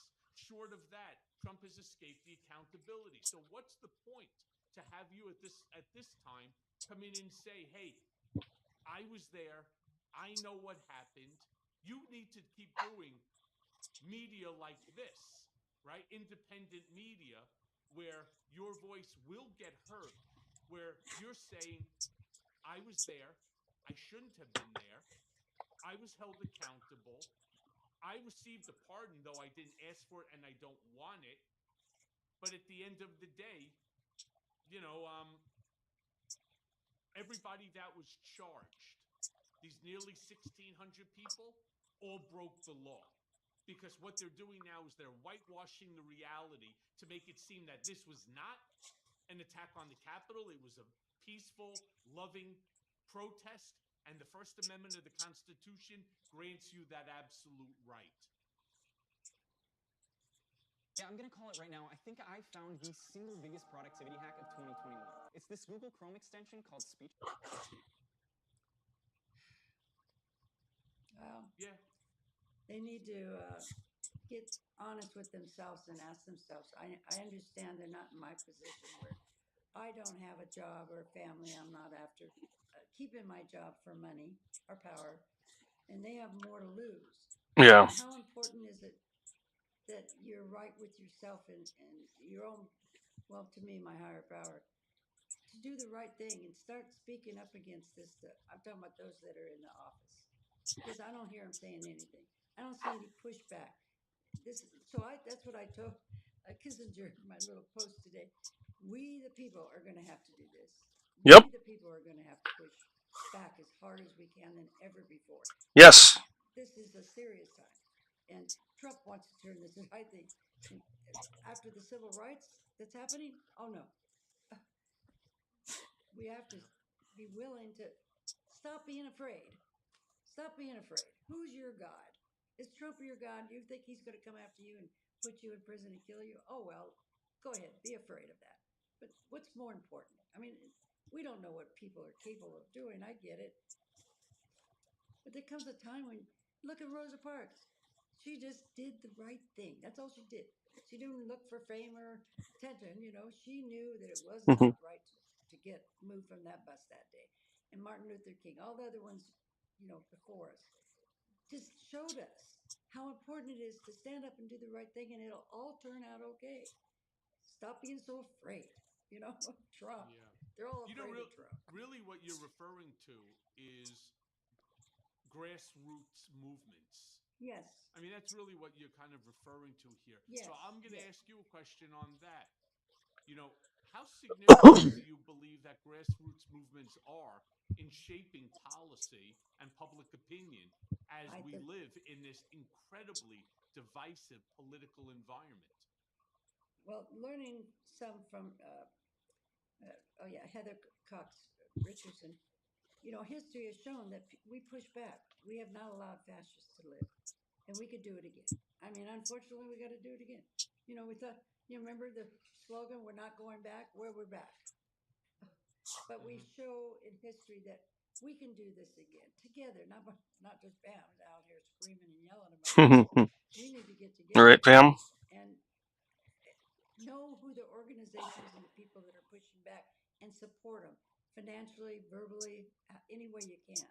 And I would like to get a list of who I could support that to help them keep pushing back on this. I hate to say Hitler. I won't say Hitler, but this fascist regime that's going on. You know where we have a big problem? The real problem, I don't see it with the individuals, the nearly 1,600 or others who are, for lack of a better term, All right, baby. part of the Trump cult, part of MAGA. I don't see that as being the real issue. My situation, the way I see things, is because there is no bipartisanship anymore in our Congress, in our elected officials. There is no bipartisanship. It's either I destroy you or you destroy me. Yeah. Despite the fact that Yes. when I worked in the Congress, going back into 1987 and 88, I worked for Congressman Joe Moakley. And I remember, even though that there was a lot of fighting on the floor, you have your policy position, we have ours, okay, no problem. But at the end of the day, there was still a mutual respect for one another, and there was bipartisanship. I know that President Biden tried to accomplish that. Great idea, wrong guy to accomplish it, wrong time for sure. But my issue that I have with that is that we're too polarized right now. The two sides are way too polarized. You listen to things like, we're not going to get rid of Medicaid. We're not going to get rid of food stamps. Or we're not going to get rid of the funding that provides children with a meal for lunch. So at least they're not hungry in school. That should all be a bipartisan issue. No shit. Children should always be off the table. You know, I can't tell you the number of asshole journalists that call me on a regular basis to ask me questions about Barron, about Donald's youngest, right, Barron? Now, he might be the tallest, but he is the youngest. Yeah. And while he is now an adult in the eyes of the law, I still see Barron as a child, and I won't talk shit about him. I won't answer those questions for a reason. Children should always be off the table. You have an issue with Donald, you have an issue with Melania, no problem. Colin, I love you, buddy. But you're too close to Barron and it's blinding you.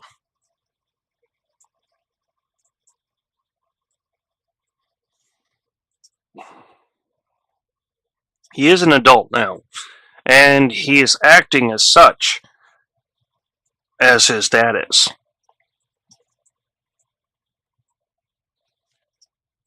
So, I'm not going to leave Barron off the table. I don't mind leaving barren wasteland behind me. But I'm not going to go out of my way to discredit anybody, or mock anybody, or try to say something that isn't true about somebody that I don't have information about.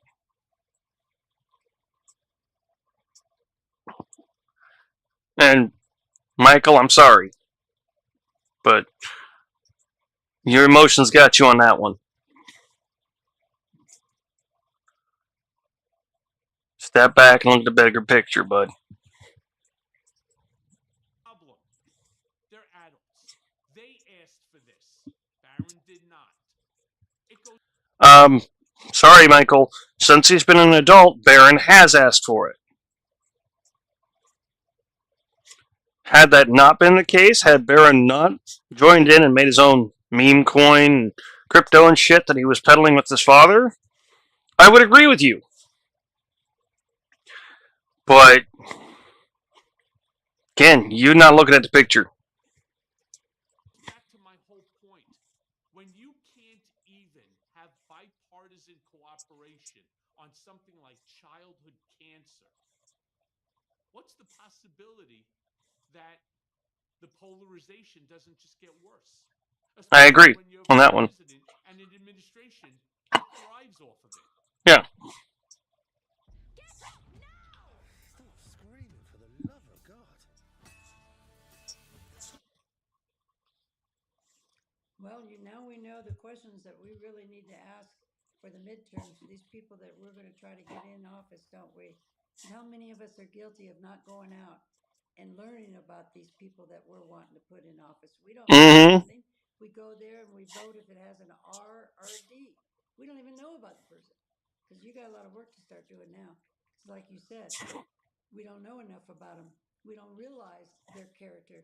They could get in there and pull what you're saying. And we need to learn more.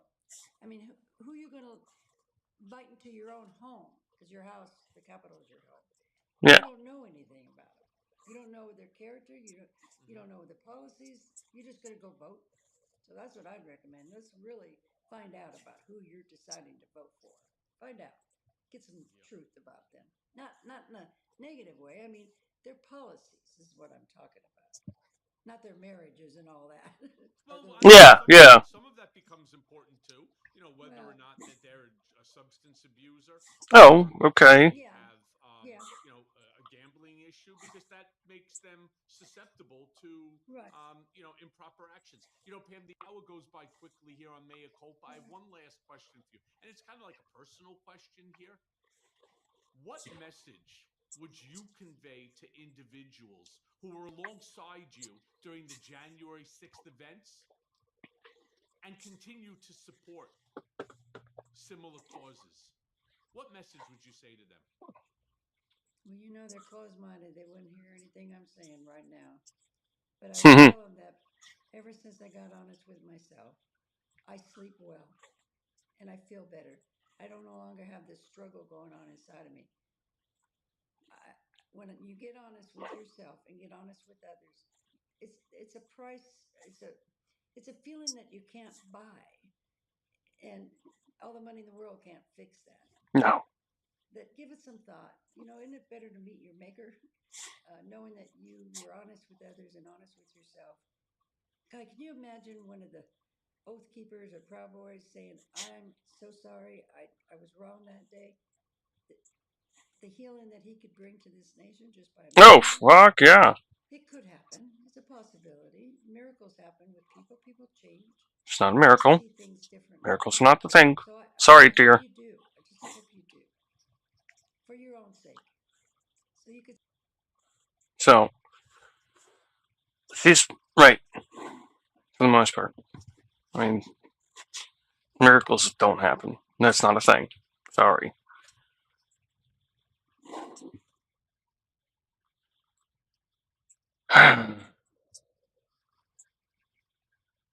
Yeah. Alright, that one's done. Let's see. How is everyone looking? Uh-oh. Might be just science. Oh, no, it's Sensu. How you doing, bud? Maybe girl.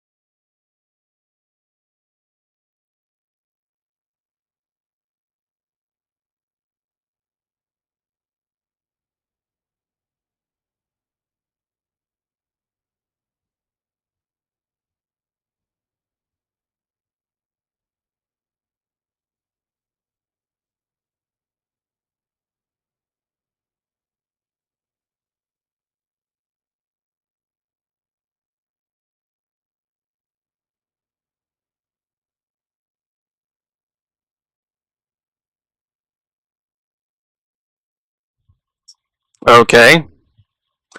Sorry about your ears there. Why did it just do that? That's weird. I'm not doing too bad. Got a little bit of a comical amusement. Brenda popped in this morning saying she was drunk the other night.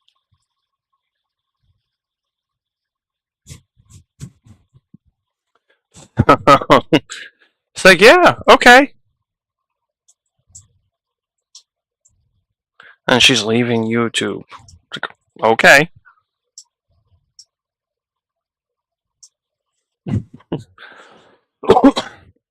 It's like, I warned you. I know psychology. I see what's going on here, and it's just comical to me.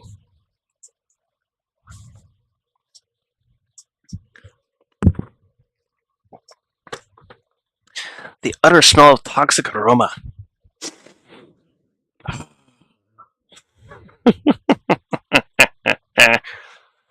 Leave it to an old troll.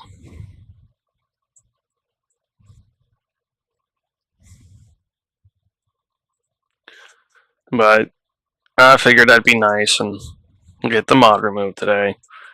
So that way, every time I go live, she's not noted.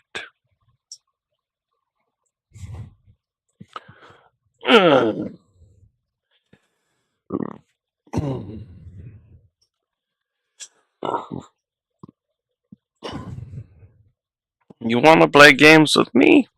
I play back. But they're not nice. Because head games are not something you should be playing.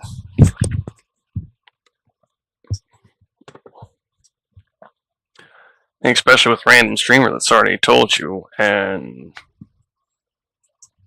displayed that they know psychology.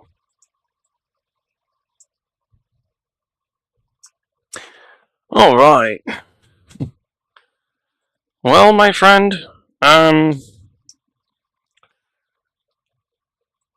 taking a look at Project 2025 now, because, well, this is for more than just people here.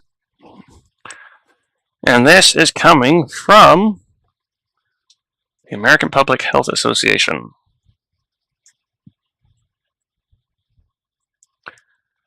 So, let that sink in. They're putting out a warning about it. Threat to public health. Project 2025 is a set of policies and recommendations. Let me do this right.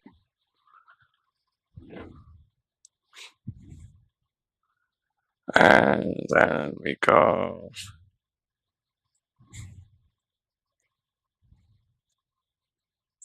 Bloop. Ah!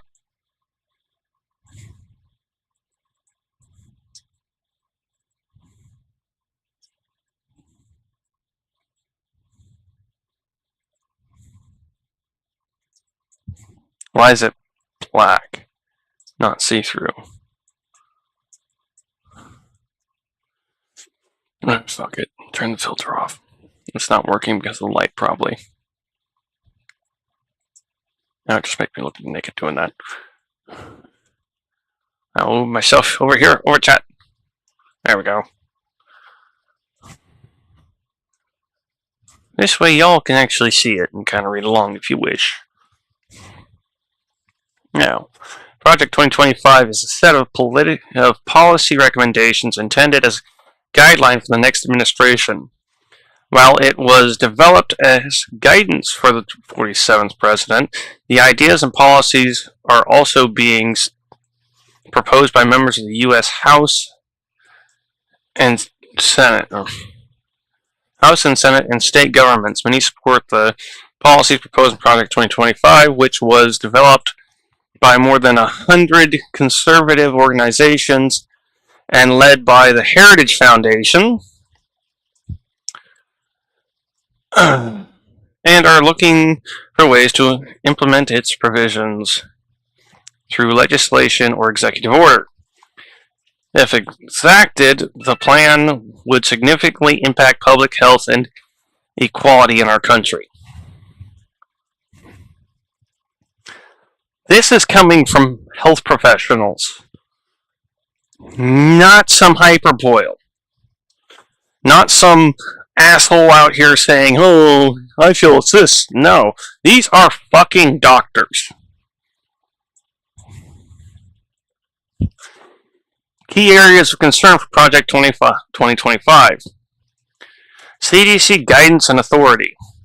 The proposal recommends prohibiting the CDC from issuing prospective guidance on vaccines and masks, leaving such decisions entirely to parents and medical providers. What? Parents. That literally says parents. Parents. It also advocates for limiting the CDC's role to evaluating only health-related costs and benefits of interventions, without considering any social impacts. Oh.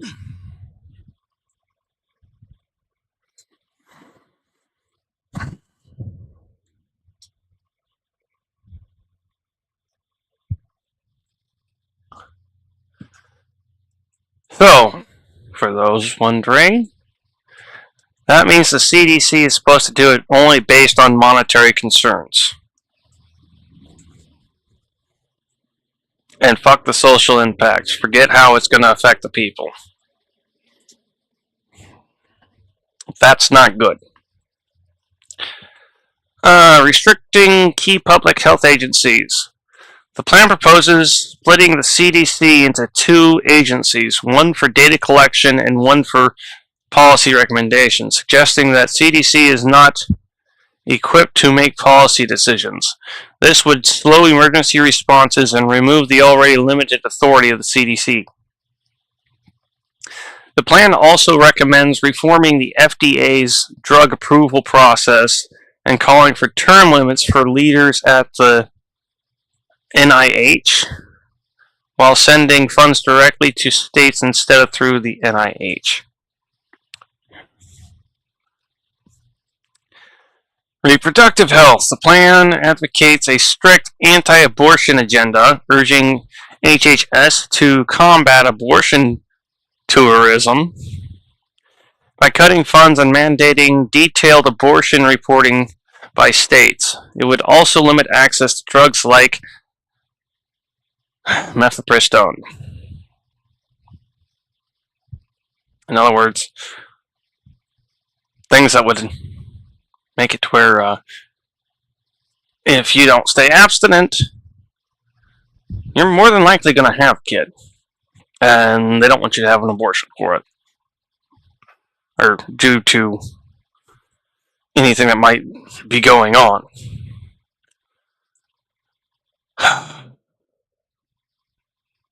This is the one that hits pretty close to home for me. There's another couple here too. LGBTQ protections.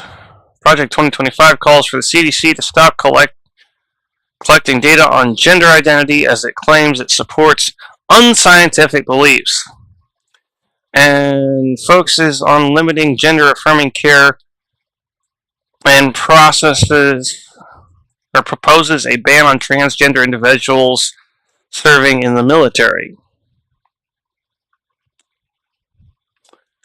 They have unscientific in quotes for a reason.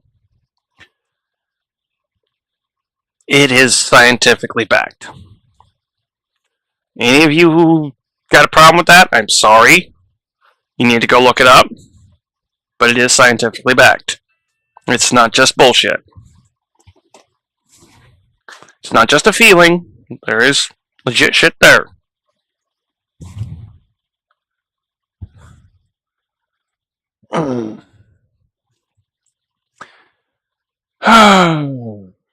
Oof. My guts are not being too nice at the moment. I'm gonna have to run to the restroom. Okay.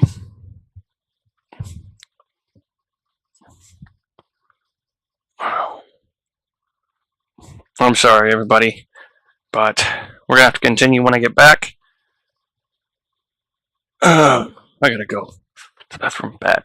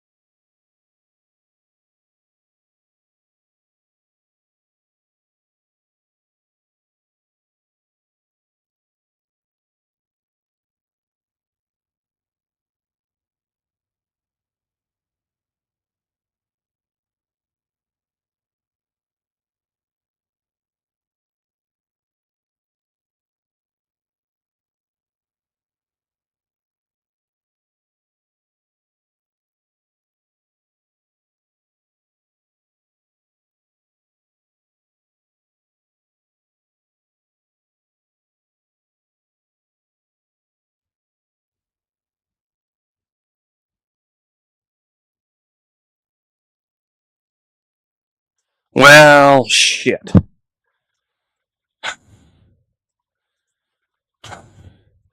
Bathroom's closed for cleaning. And I am not comfortable trying to use my trailer one yet. It's still unclogging itself with all the chemicals I got in it.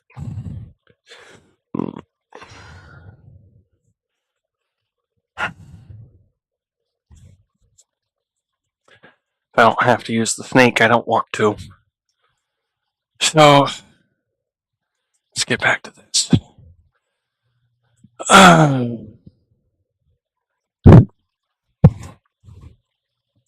Census and data collection. Oh yeah.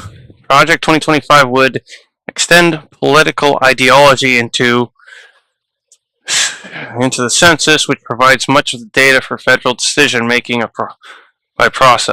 making processes. By appointing strongly political leadership, making the keyword quotes there, strongly political leadership, making the wording of race and ethnicity questions less inclusive,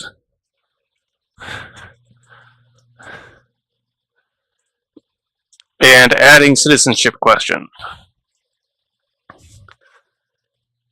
The report calls for efforts to retool HHS for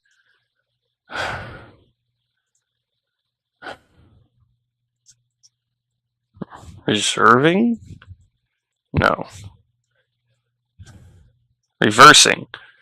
the diversity, equity, and inclusion revolution, and close various departments, which there's a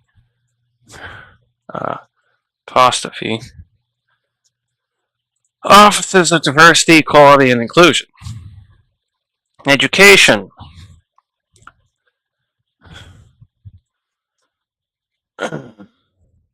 Project 2025 calls for the U.S. Department of Education to be eliminated entirely. Seeks to phase out existing income-driven repayment plans for student loans and public service loan forgiveness program. And restrict or ban educating students on topics like race, gender identity, and sexual orientation. Which will make us fucking dumb. You are quite literally looking at the setup of idiocracy. That's not a joke. That's legit. You are looking at the setup of idiocracy right there.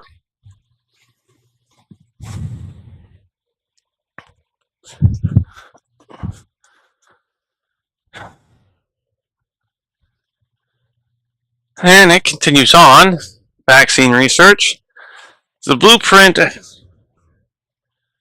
advocates for limiting vaccine mandates, referring to them as irrational, destructive, and un-American. All in quotes. The plan also criticizes the FDA for the use of vaccines developed using fetal cell lines and lab-grown cells used in life-saving treatments. Enjoy!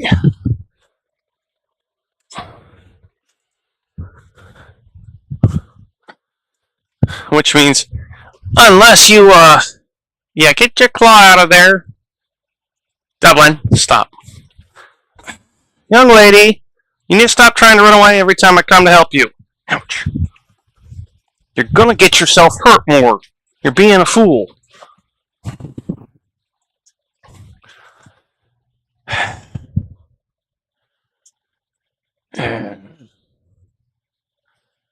Some of the most effective treatments for things like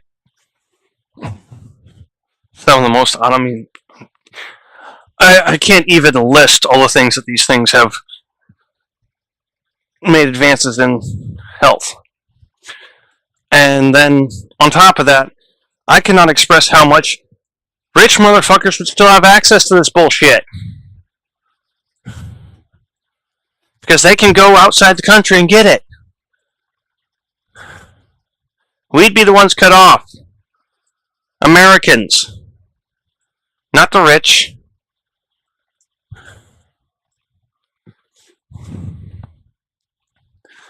Not those high up in politics. Just us.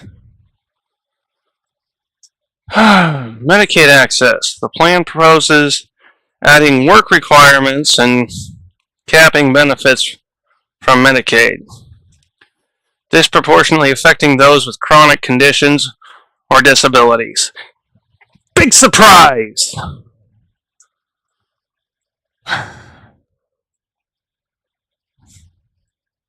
Work requirements. There's a reason we're disabled, you piece of shit. The plan calls to end climate change. The plan calls to end government interference in energy decisions and encourages the use of oil and natural gas, which would accelerate climate change and increase negative public health effects. Those of you in Florida getting snow? Yeah, keep it up. You'll get more. The plan calls for significant federal workplace. Plan calls for significant changes to the federal workforce, including rolling back civil service protections and advocating for the ability to easily replace current civil servants with individuals who share administration's ideologies. All in all,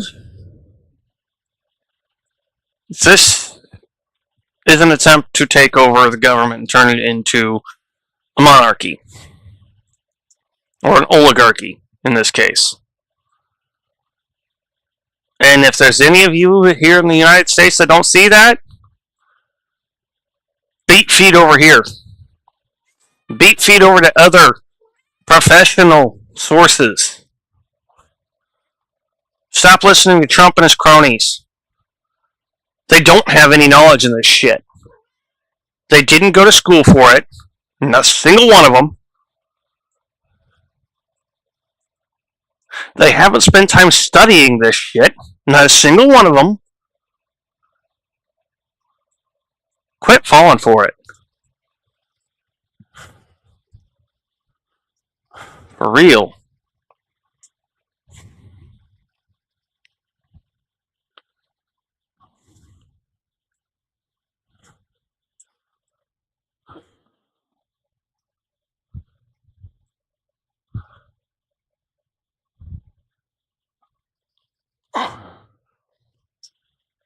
And Loki's back there panting his ass off again.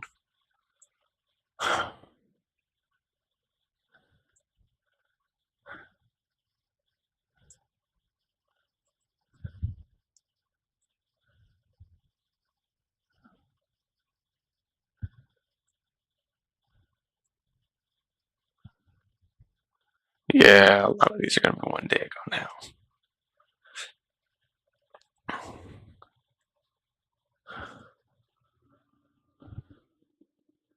Okay. Honestly, I think this is all I can take for today. I really have had about enough of these bullshits.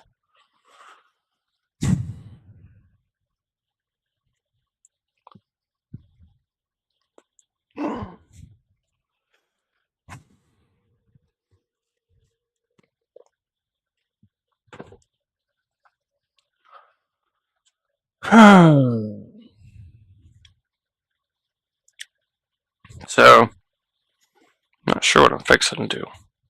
I'm not going to end the stream for too long. One thing I need to do is get to freaking... What's her name? Brenda. Removed.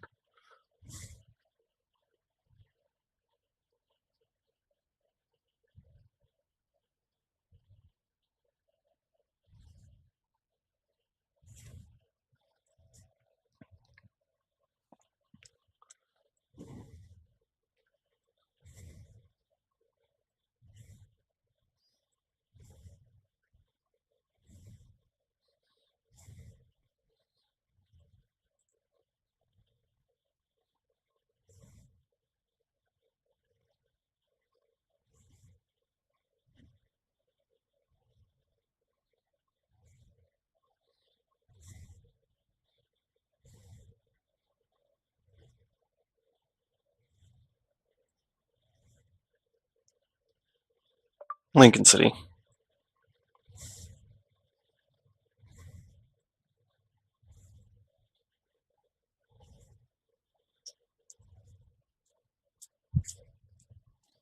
Yes, he was supposed to follow.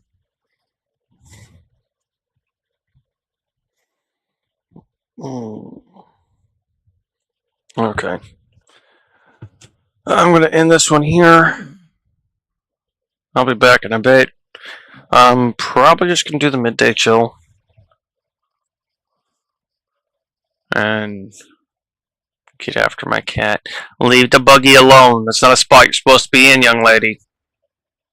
Dublin. Move it. Move it. Thank you. Here. I'll move your little friend. Where'd he go? Boop-a-doop-a-doo. He went in the curtain, didn't he?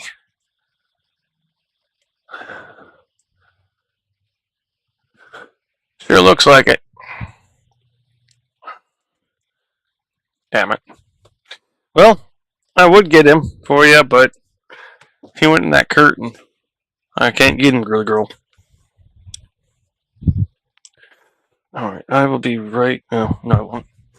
And I can just end the stream because I need to anyhow. So until next time, everybody. This is Soul Mage Guy. Keep your eyes out. Keep doing your research. Don't just listen to Trump and take his word. What? Oh, this darn thing didn't tell me.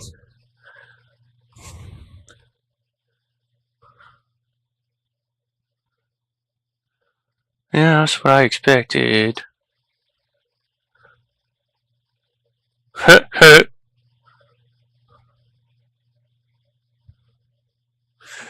Oh, man.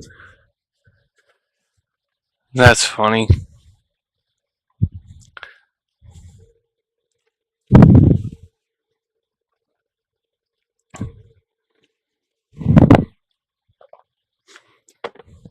Learn how to treat women, not hold women accountable for their actions like a normal person. Not treat them as an equal. Funny. Also very sad. 4. Because you've got to count your main account. And then your 3 alt. Well, maybe, like I said, once again, one of those could very well be, well, a couple of those could very well be your roommate and her boyfriend, if that is the case.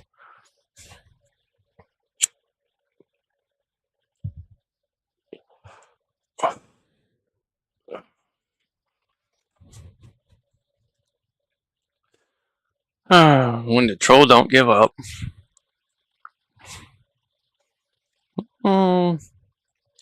Maybe I'll leave that moderator on there. I am kind of enjoying myself with that. To everybody else,